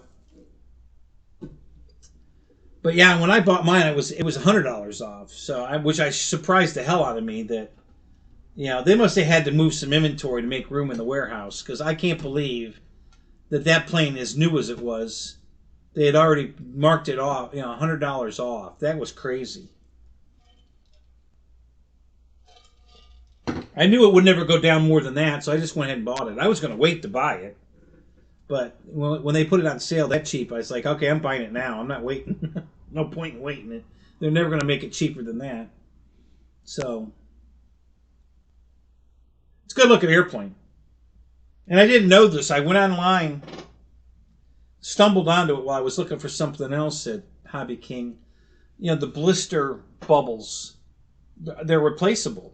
I didn't know that those. I thought they were molded into the airplane. No, they're replaceable. You can, if you bugger up those blisters, you can replace them. So that was cool. I just assumed they were part of the fuselage, you know, molded in, but they're not. So that was pretty cool.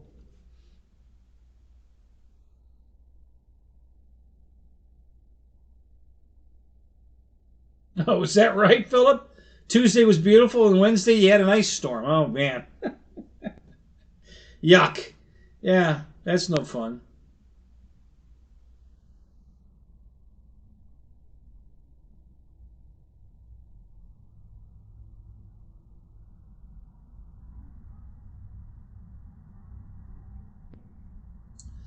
They outgrew the little field? Michael, that it's a golf course, for Christ's sake. An 18-hole golf course he owns. What do you mean they outgrew the little field? You know, he was smart about it, though. He kept it a golf course. You know, he put some runways out there that are not interfering with the golf course, so it's still a golf course. They still have people that play golf there, you know, which was a smart move. I don't think he ever anticipated outgrowing that place. But if you know, if that's what he said. Oh, just Flight Fest. Oh, you're talking about. I gotcha. Okay, gotcha. Thank you, Jeff. Appreciate that. Yeah. So, yeah, because they were doing that at Aaron's father's runway. So yeah. Yeah, so yeah, they get a big turnout for that thing. I want to go to that one of these years. I just haven't made it yet, but yeah. So they're going to move Flight Fest to the Air Force Base. Boy, that'll be cool. Wow.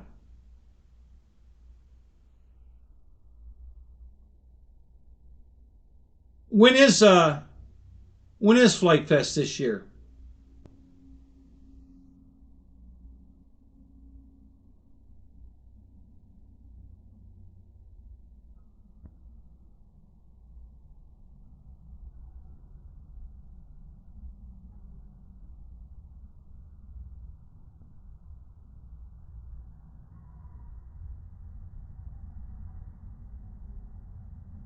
You know, that wasn't exactly a small field either.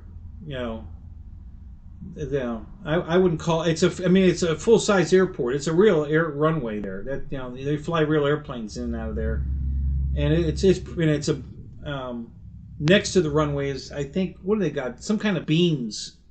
It's a farm for some kind of beans or something, I think. So yeah, it's a big damn field. You know.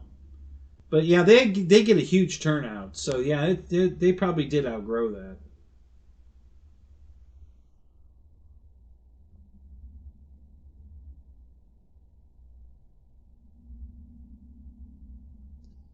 Mike Bird, what's up? Good to see you. Yeah, basically and I wanted to get in on it, but at the time I was not employed and didn't have the money. But they sold all those packages, that you lifetime membership and lifetime for all the events, and you could buy into it, and by selling all those packages, they raised enough money to buy the golf course. Yeah, that was smart. And I really wanted to buy the Mac Daddy package because I really felt like I was going to use it. And I couldn't do it. I didn't have the money.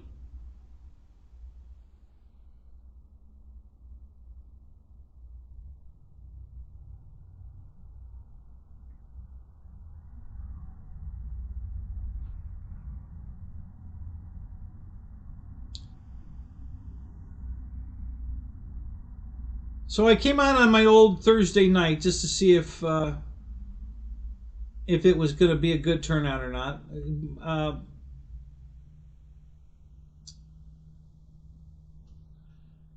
Barry was here. We haven't seen him in a while, so he made it here. Um, Trying to think who else. And was there somebody else I haven't seen in a while that made it? Let me think a minute. Um,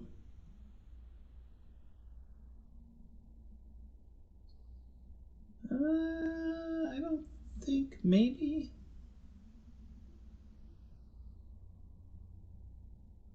Yeah, so this was kind of making up for Saturday that I missed. Sorry about that, guys. And then and I also wanted to just test the waters to see if you guys would rather me go back to Thursday night. You know, just kind of checking it out to see if any of you guys wanted to do that.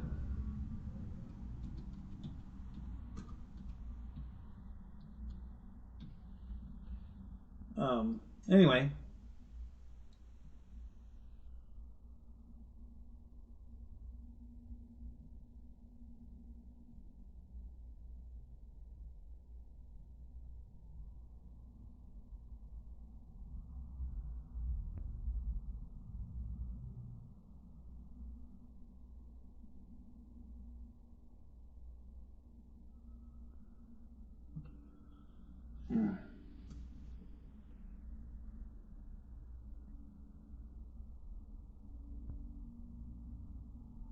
your dog just ate your yogurt. Thought you were going to tell us he ate your homework.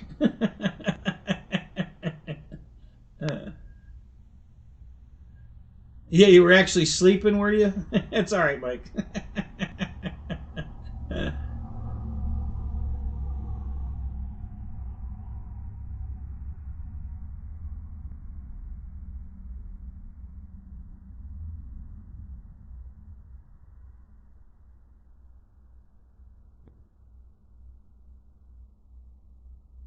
You were watching a Gladiator movie? Oh, yeah?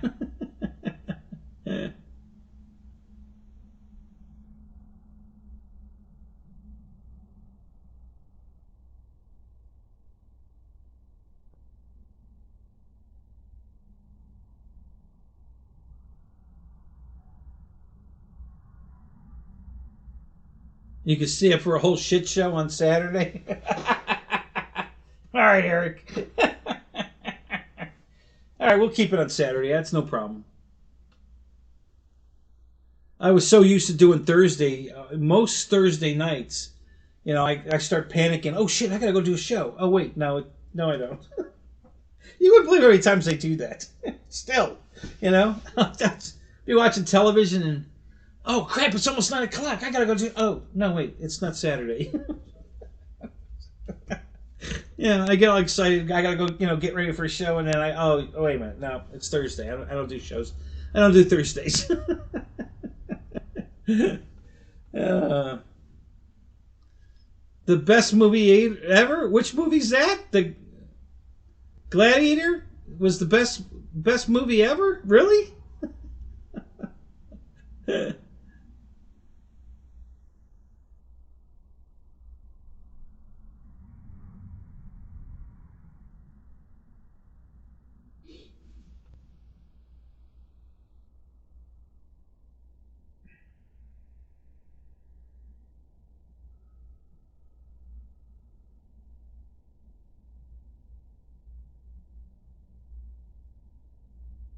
Are you not entertained?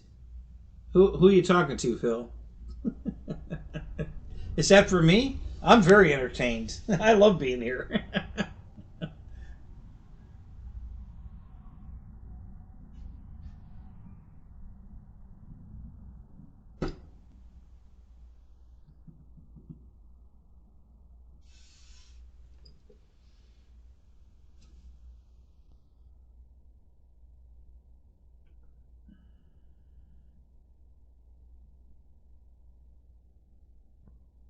2 Thursdays and Saturdays.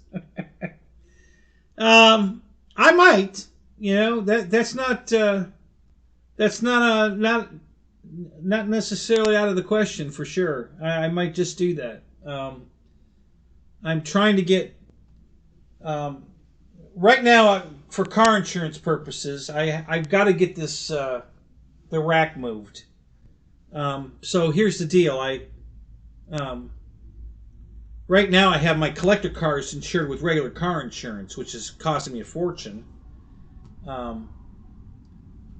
So it's gonna, once I can park them in the garage and show that they're parked, you know, one on the lift, one under the lift, one over here under the apartment. You know, they all have parking places in the shop.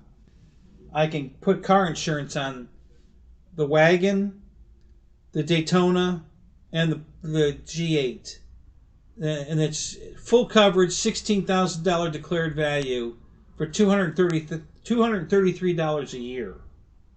Okay, so that makes it very affordable to have these cars. You know, when you can get car insurance that cheap, but they have to be garage kept. So I got to get the garage organized so that I can get them in here. And then, yeah, you know Grundy. You know, there's Haggerty and Grundy. Grundy's cheaper than Haggerty.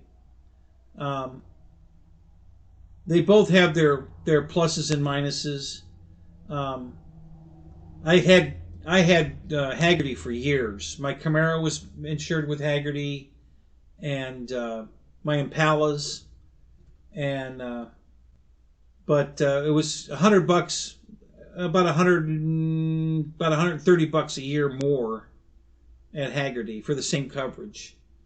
So I'm going with Grundy this time. So as soon as I get these, because then the only thing I'll have on, you know, I'm with the Hartford, and the only thing I'll have insured with the Hartford is the truck, because the truck will be listed as my daily vehicle, and then these are all just, you know, play cars, go to car shows, that kind of stuff, and that's why the insurance is so cheap. But they have to be garage kept. The truck doesn't have to be garage kept, but if I get the lift over there and the 2 cars, one up on it and one under it, and then one over here under the overhang for the apartment, that leaves the area where the lift is now open, and I can pull the truck in there.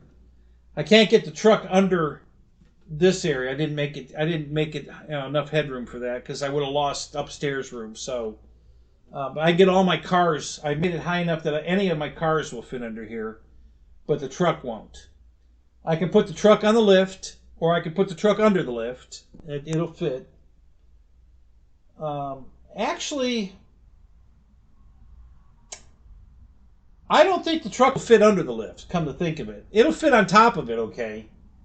I've got enough headroom above the lift, but yeah, it won't fit under the lift. I just realized that. Yeah, I can't park the truck under the lift.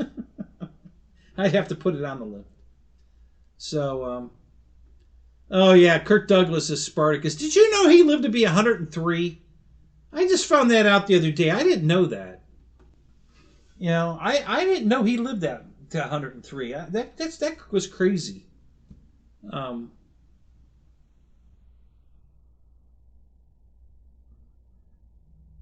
58 a month for your Mustang insurance. Wow, that's really good. Who's that with, Phil?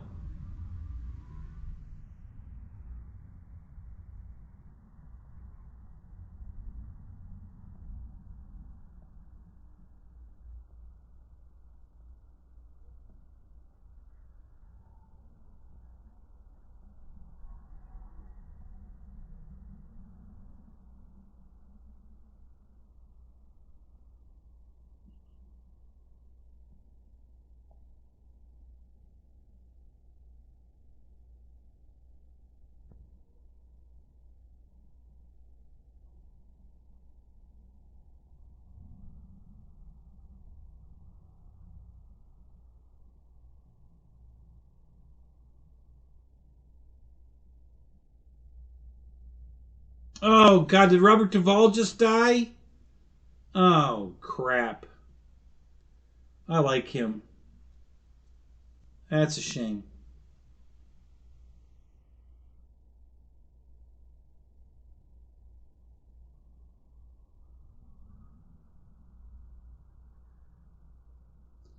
Yeah, Robert Duvall played in a lot of good movies. I really like him. He was a great actor. Did he die today? Is that what happened?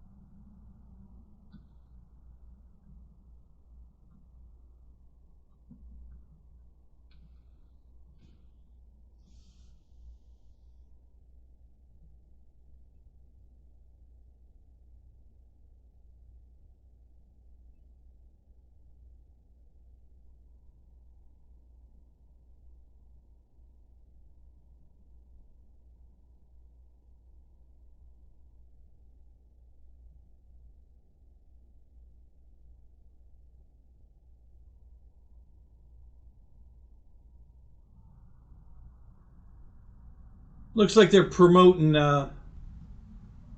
some new cars at Horizon. Oh, and then the new E-Flight, um, the Twin Beach. I like the new paint scheme. I have one of those planes, the old scheme. Um,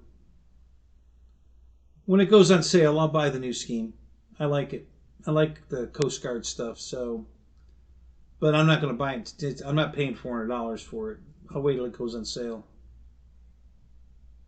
But yeah, I like what they did with it, and I like that plane. It flies good. It's a nice airplane.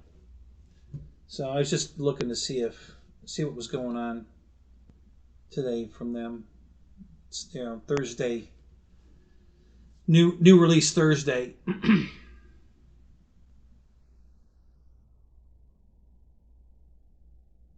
3 days ago. Oh wow. Yeah, I didn't see that. I didn't see that on that. Usually at YouTube, somebody's done some kind of a you know tribute. I hadn't seen it, so that's how I didn't know he passed.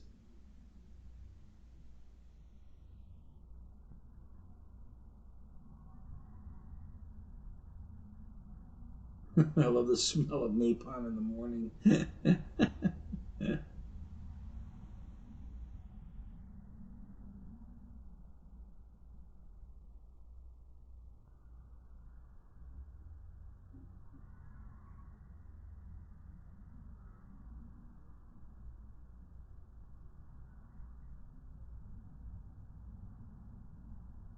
Oh, is that right? Yeah, he was in Days of Thunder, Gone in 60 Seconds.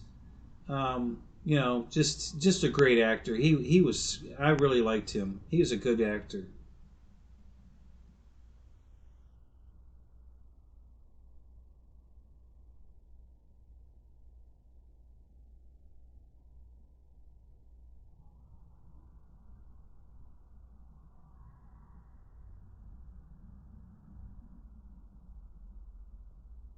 Did you ever fly for TWA, Michael?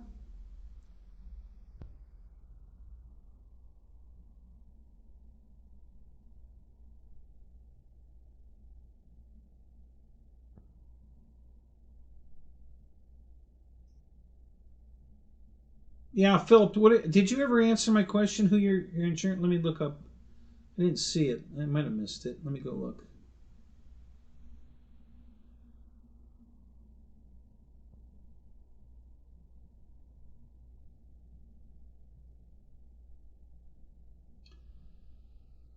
No, I don't see it.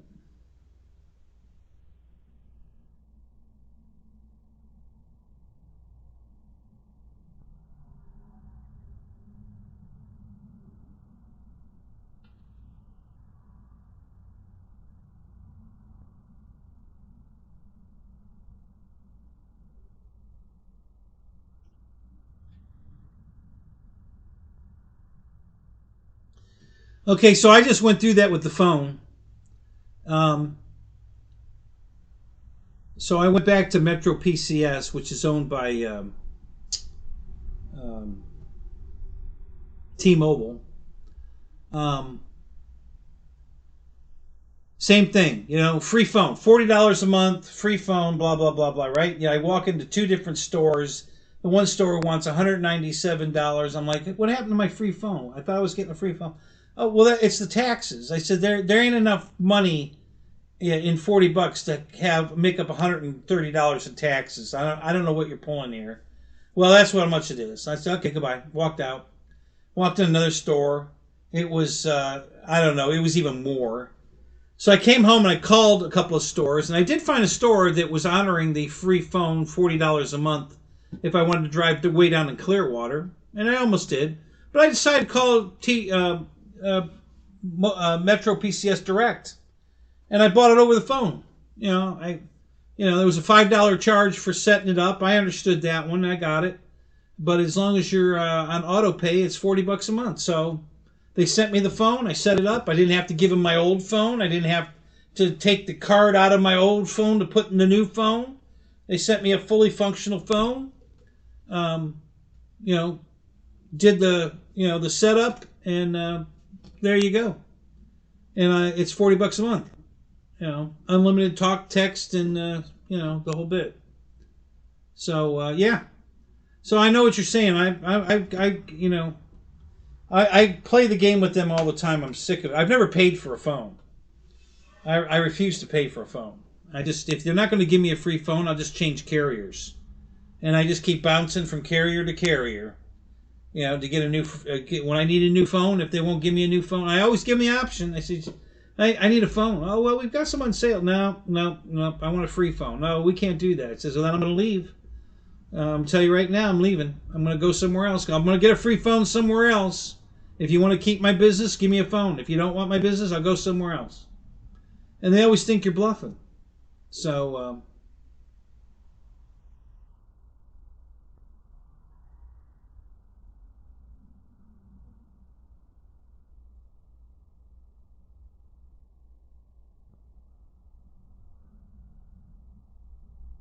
yeah, I have an excellent driving record, so that's not a problem for me. But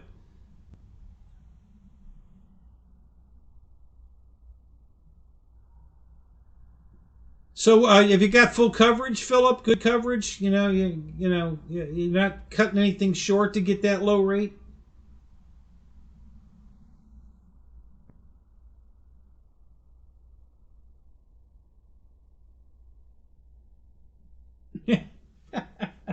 I can believe it, Mike. Yeah, I wouldn't want it. I wouldn't use it. I'm just not. Guys, I used to love Motion RC. I bought everything. I mean everything. When Motion carried FMS, E-Flite, Dynam, they used to carry Dynam. They used to carry all the big brands, and I bought everything from Motion RC. Everything. Okay. And then they came out with the Free Wing, and I bought a couple of Free Wing airplanes. I was never impressed with the quality of those airplanes. I'm sorry, they're not FMS quality. So I was not crazy about it, but the service was still great, so I bought them. I was like, because they took care of us. And then they slowly started getting rid of the E-Flite, FMS, Dynam. They started blowing all those out because they wanted only to sell their own brand. And then the quality of the planes they're selling now. I bought the Skinetics airplane that they bought from, I think it was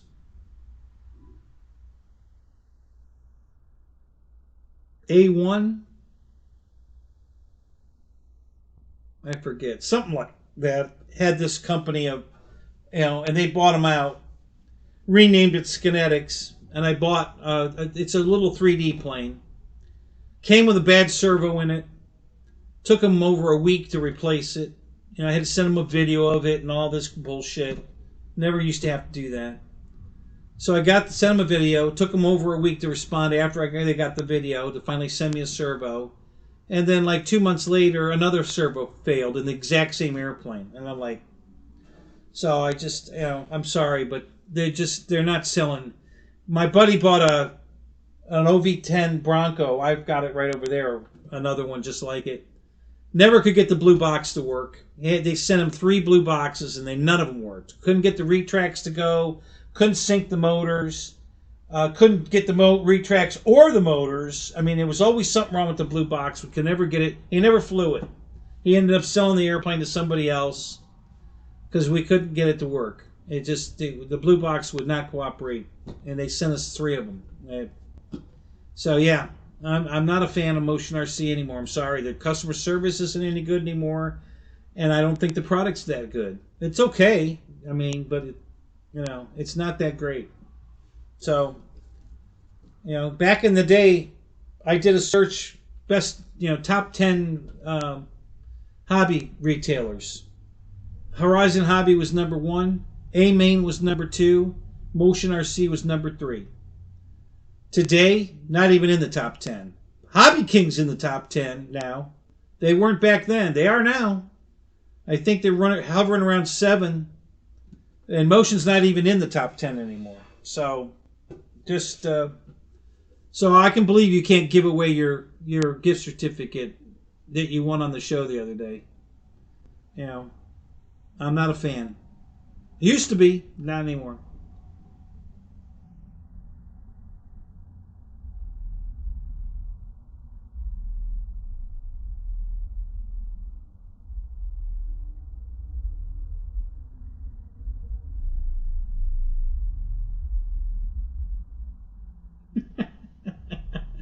Roy, are you trying to get a date?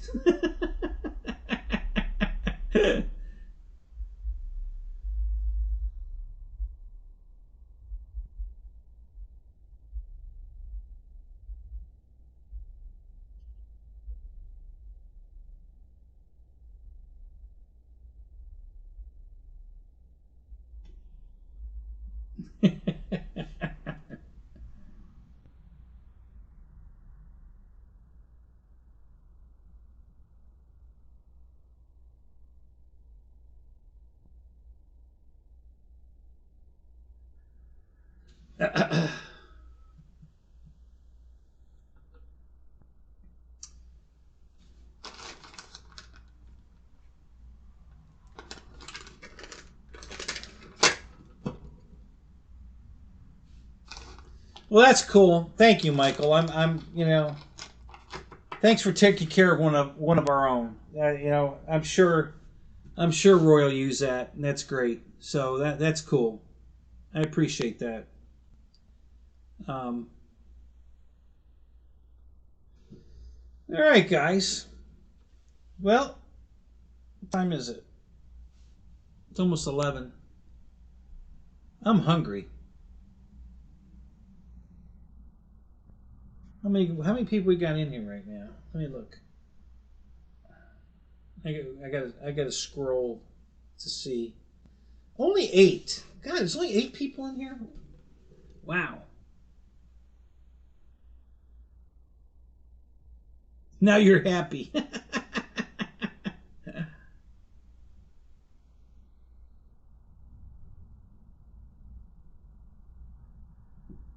uh, which B-25 do you have, Roy?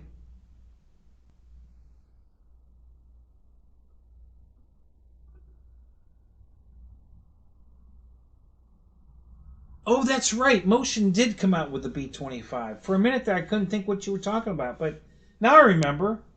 That is a pretty looking airplane. I got to admit, it looks nice. I don't know how good the quality is, but it's a good looking airplane. They did a nice job on it. Um,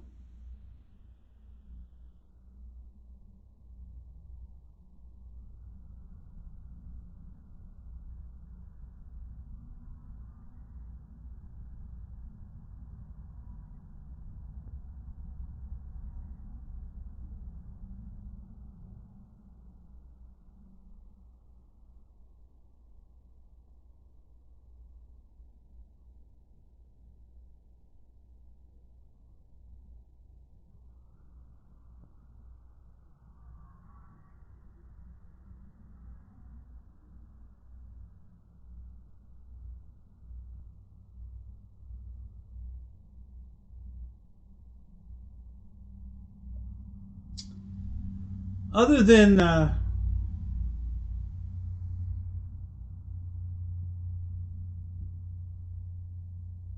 LX model B-25, which is Kermit Weeks' airplane, is anybody else making a B-25 anymore? I'm trying to think.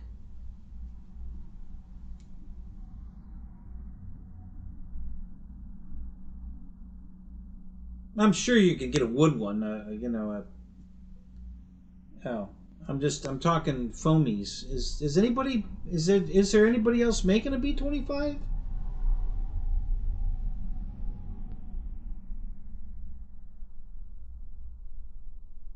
I can't think of anybody. I know Banana used to sell one, but I forget the company that made it. But they're not carrying that anymore. They sold the LX one, but that's right. The smaller one was HSD makes a B-25. I have that.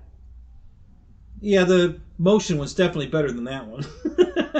It's okay. It's not great. It's okay. I haven't flown it.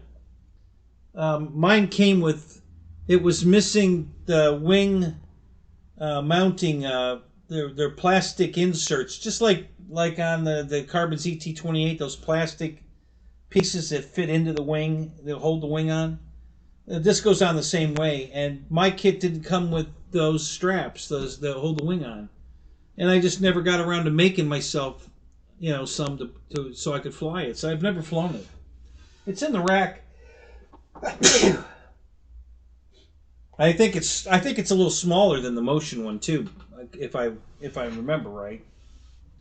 But it's a nice looking airplane, But yeah, the Motion one looks beautiful. They did a nice job on that one.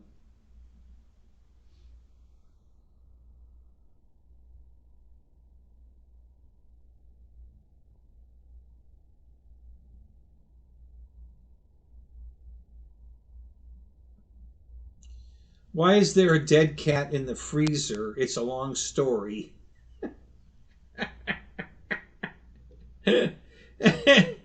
Okay.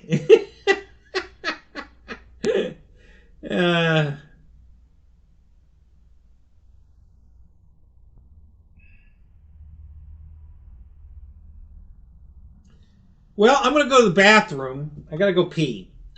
Be right back. I do not have to drop the boys off at the pool because I haven't eaten in 2 days. So there's nothing to poop. So I'm going to go get my Mach 5 that I bought so I can show it to you. So let me go pee and get the Mach 5. I'll be right back. So don't go nowhere. Be right back.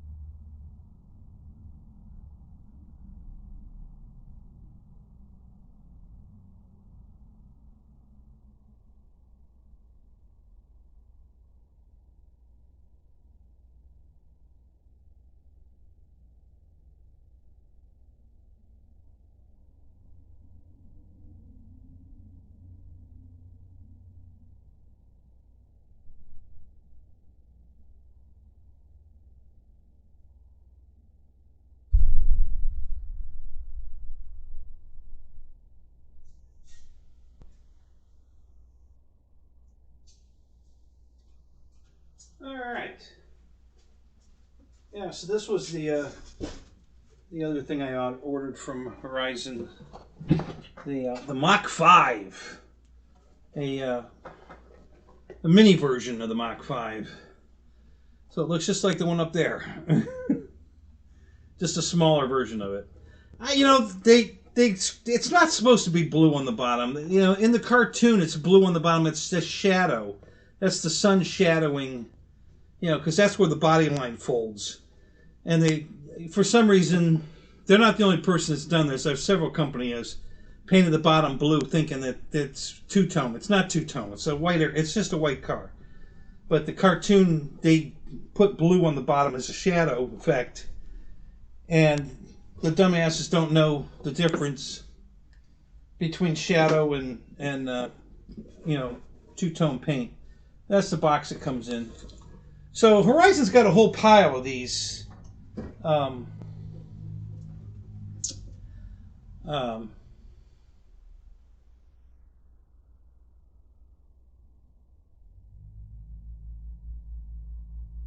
looking here. I'm just checking.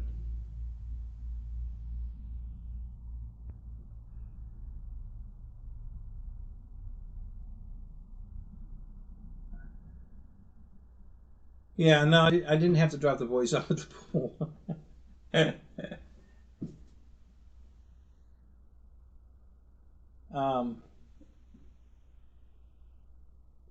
Yeah, it's RC. Yeah, I'm gonna unbox it right now. I'm gonna pull it out of the.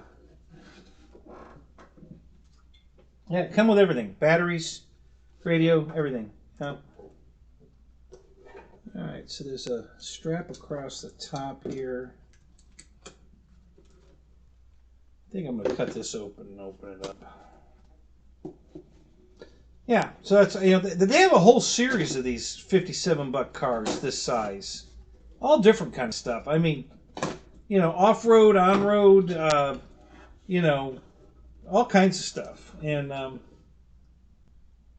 you know, I didn't know that. Oh, it even comes with safety cones. Look at that. Yeah, got a package of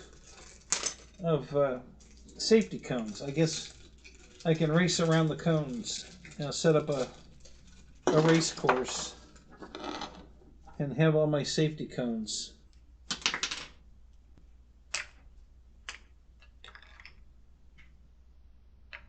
Yeah, there you go. And then there's, I'm not sure what this is. This looks like maybe a battery clip. I don't know. Not sure what that is. And the radio's right here.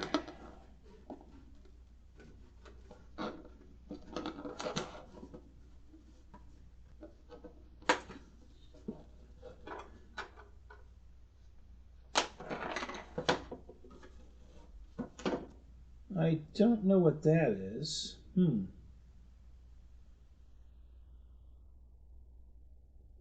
That might be, you know what, I bet that's some kind of adjustment tool for the suspension. I need a screwdriver. It's actually screwed to the cardboard.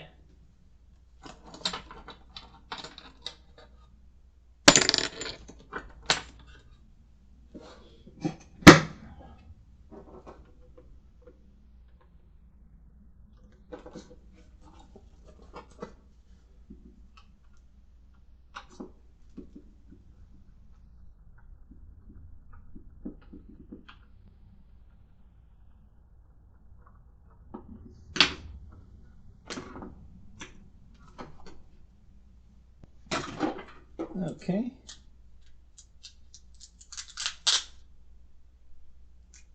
Piece of tape.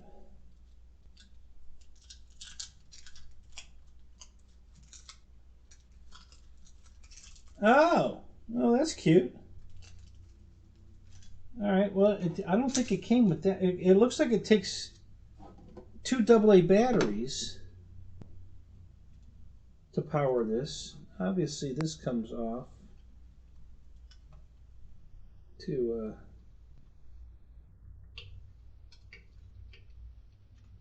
because this was in there just to ship it, I think. Yeah.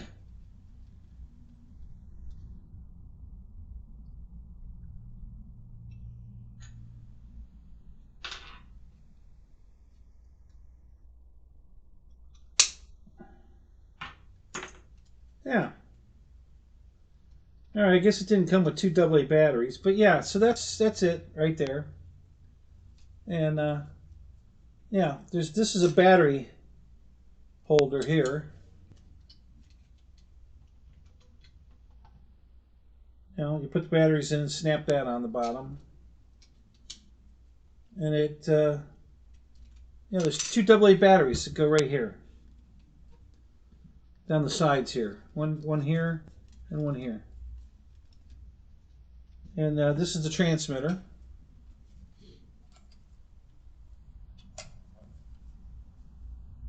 So, yeah.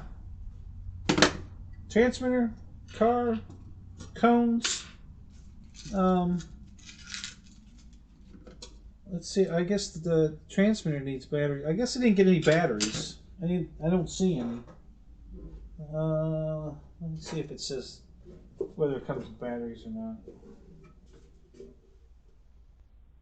Just want to make sure I didn't misplace them.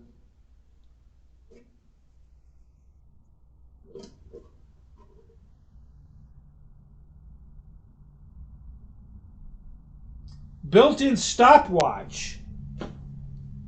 Wow, it's got a little digital stopwatch here on the transmitter. Look at that. Woo! Fancy. Kyosha. Oh, no kidding.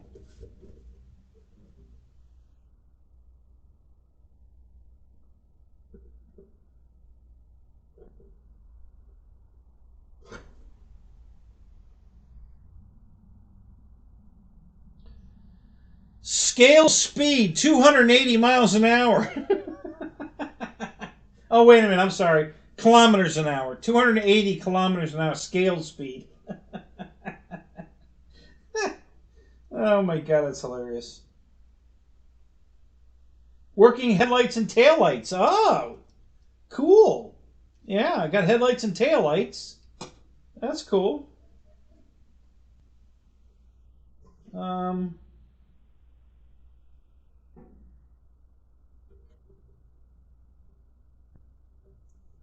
I don't see where it says whether it came. I'd have to go on the website. Well, I got Horizon open. I'll look at it.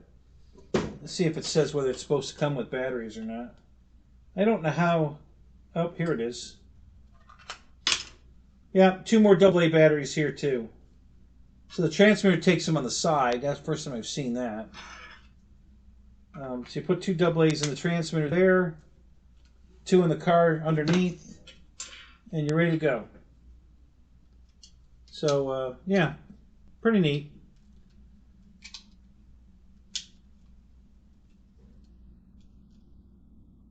I figured when I get my build table in here up, my 10 by 20, I can race this around the top of the table, no problem. I might have to get Racer X's car to go with it so that they can race. Yeah, this is kind of seems awful low to the ground. This clip here for the battery.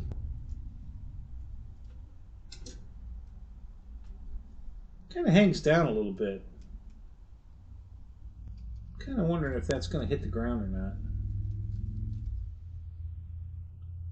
Well, anyway. And I don't know what this is. I'll have to read the directions and find out. This has got to be some kind of an adjustment tool.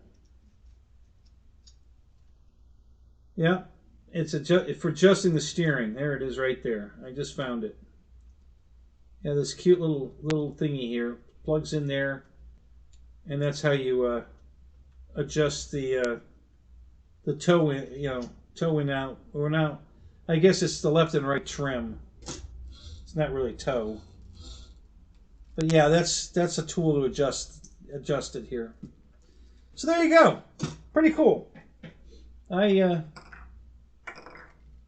I could, it was either pay $5 shipping or add something else to the cart, so I added that to the cart.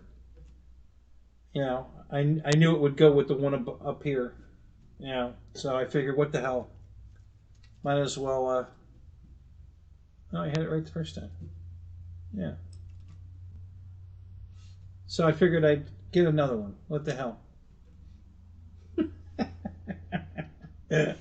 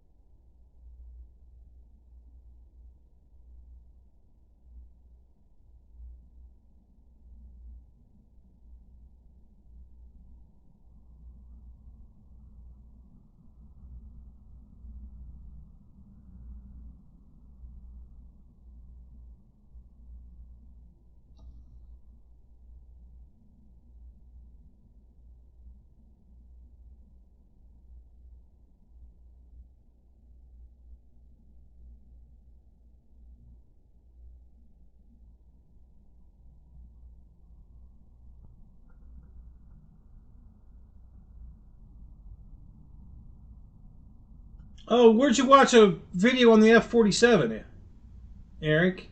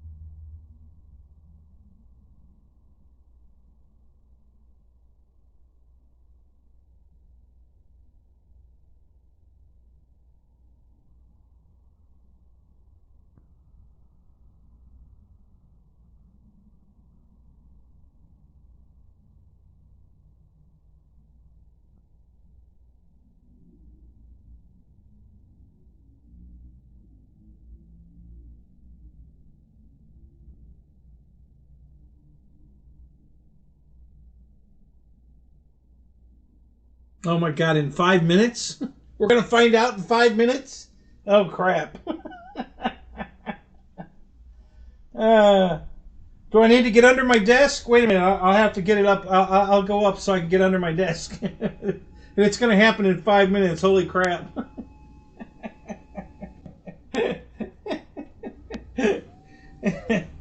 Oh my god, oh my god, oh my god.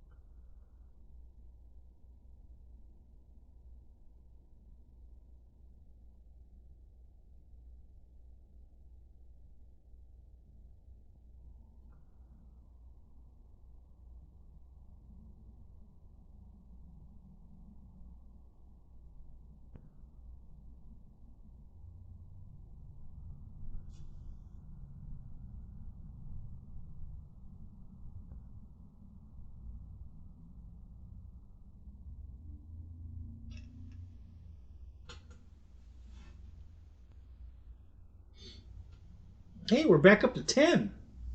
That's awesome.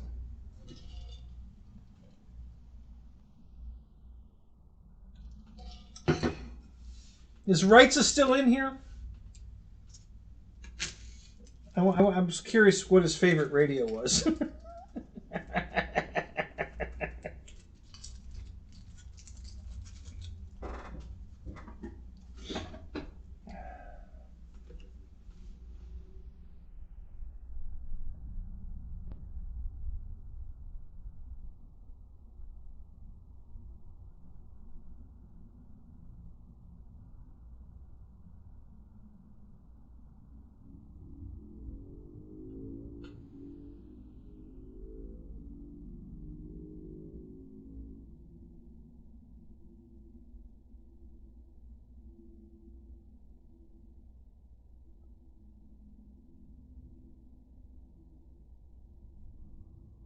So who are we bombing this time?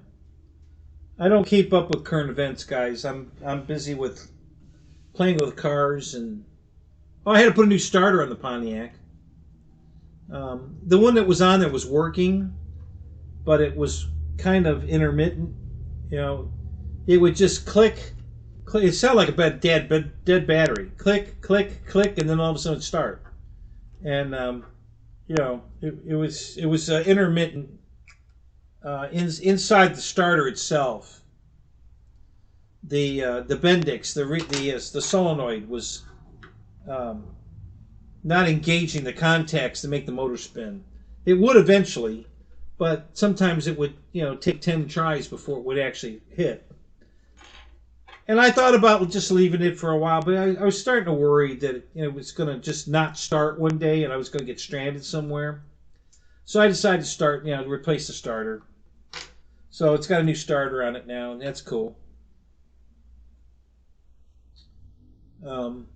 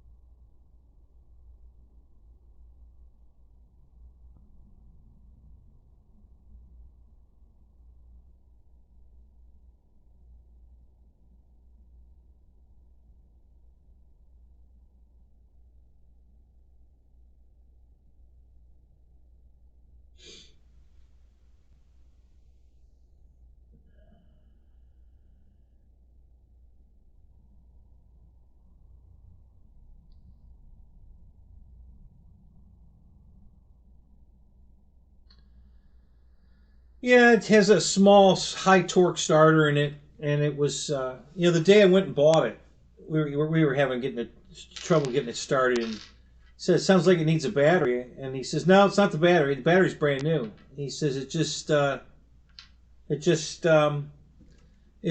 sometimes it doesn't catch." And it's been working that way ever since I bought it. But I decided, you know what, I don't want to get stranded. I'm going to go ahead and replace it. So I did. Wasn't too hard, Had to finish. The car's got long tube headers on it, and it makes it difficult to get the starter out.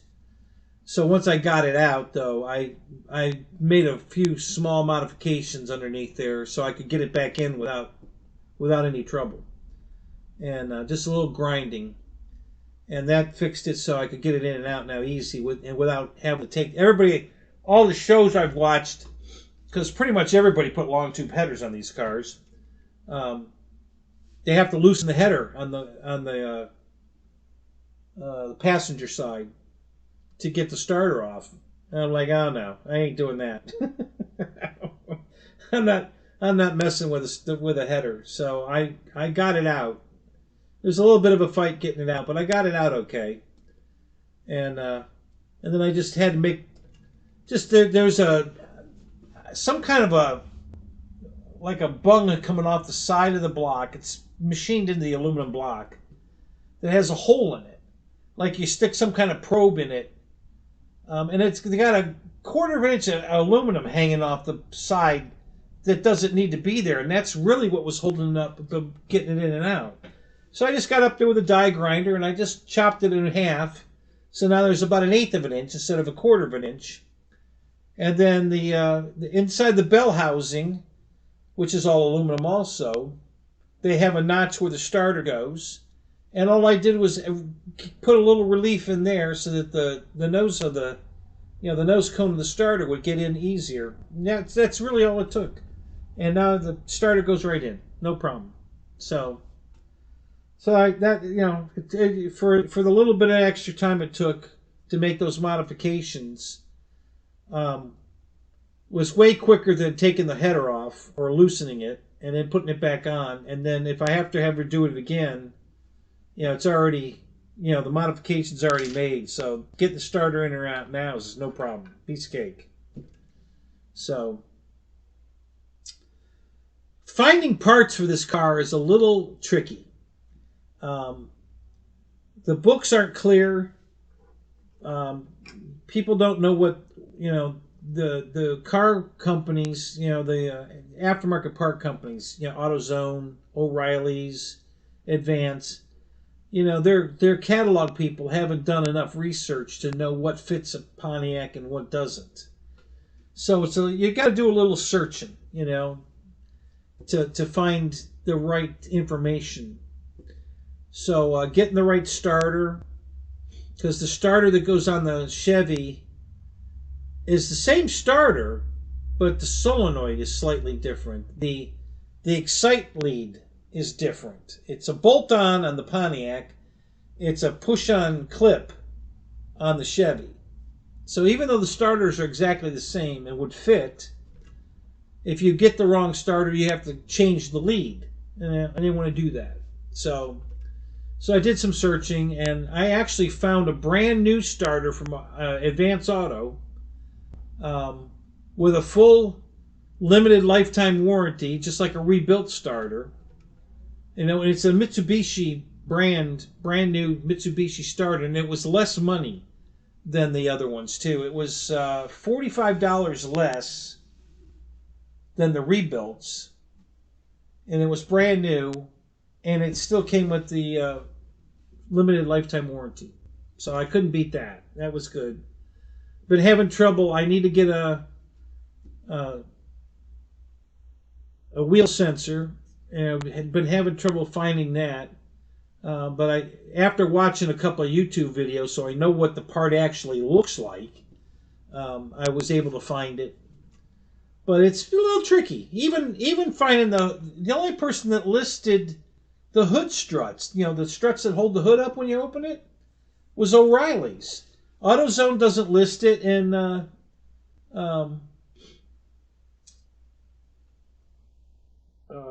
AutoZone doesn't list it, and Advance Auto doesn't list it, but O'Reilly's did. So they had the hood struts that nobody else had. Um,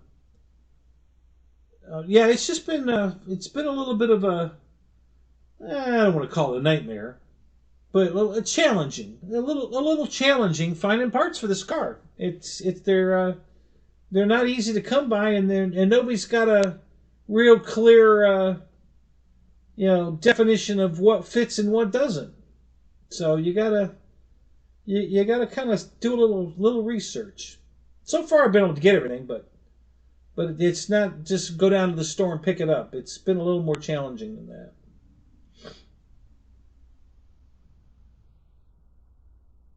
Craig Bevan, what's up? How you doing, man?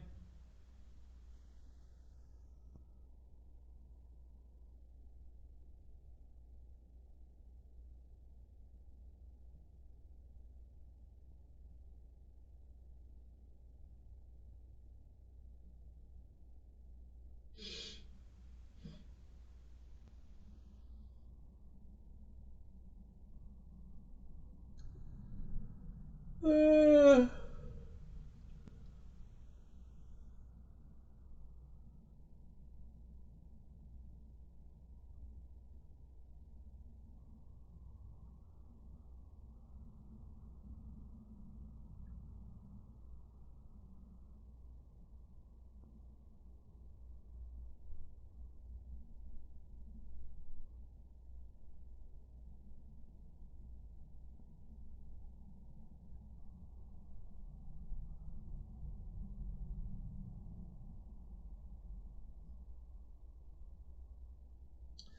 I remember back in the day, Michael. You're right. The starters were not. The rebuilds were not very reliable. They've come a long way. They're much better now.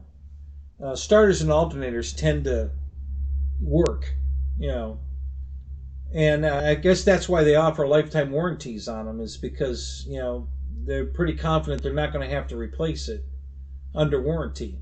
So, but if you can get a brand new one with the same warranty, usually if you get a brand new one, it only comes with a 1 year warranty. That's generally how it goes with a new starter or a new alternator. But Advance actually gives their brand new starter a lifetime warranty, just like the rebuilt ones. I'm like, okay, I'm in on that. Let's do that. And it had the right end, so I could put the eyelet in. It had an eyelet. You put a nut on and tighten it down, not a plug. A lot of guys bought the wrong starter, and watching YouTube videos, and they, cut the plug off and put a different one on. I didn't want to bother with that. I'd much rather have a bolt-on, excite lead than just a push-on, spade type. I'd much rather have the bolt-on one.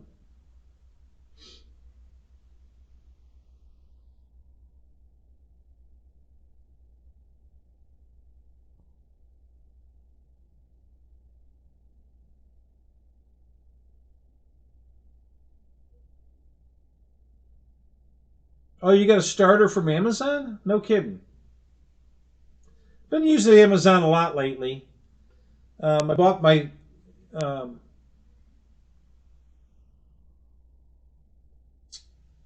I bought the oil pressure sensor from Amazon. I bought my ABS sensor from Amazon. I bought one of those tire or the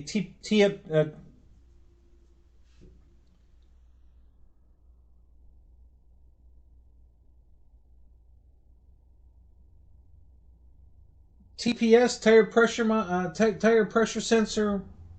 One of those little gadgets that you can reset your TPMS. Yeah, if you hold it up against it and it'll reset it.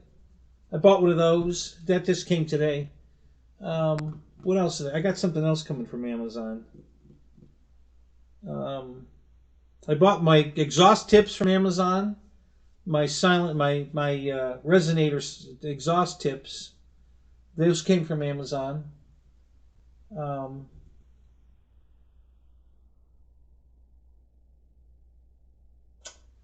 bought something else too from Amazon. What was? Oh, no, I don't think that ended up coming from Amazon. I bought tire mandrels for my tire machine, but they were the wrong ones. I'd send those back.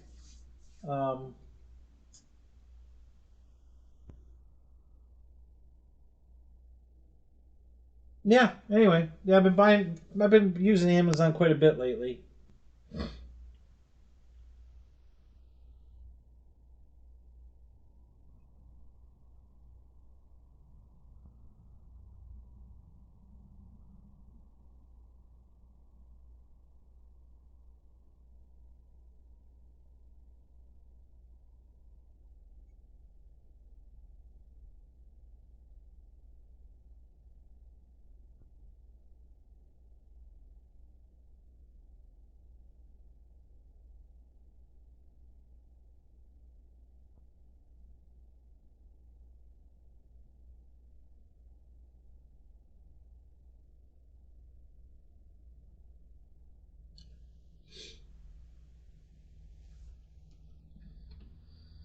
All right, guys.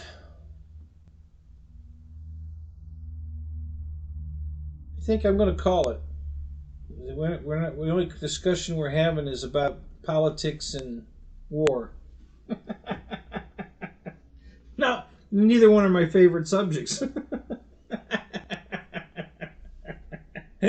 so I think I'm going to go eat some dinner. I haven't eaten in 2 days. I'm kind of hungry, so yeah. All right, guys. Well, it was a test show tonight. I wanted to unbox this plane anyway, so I figured I'd come out and do a show, get it unboxed, make sure it was okay, and it is. It's fine. So we're good there. Wanted to show off my little Mach 5 I got. That's pretty cool. And talk about my 3D printed Pontiac that we're coming along on. It's coming out pretty good. I'm pretty happy with this.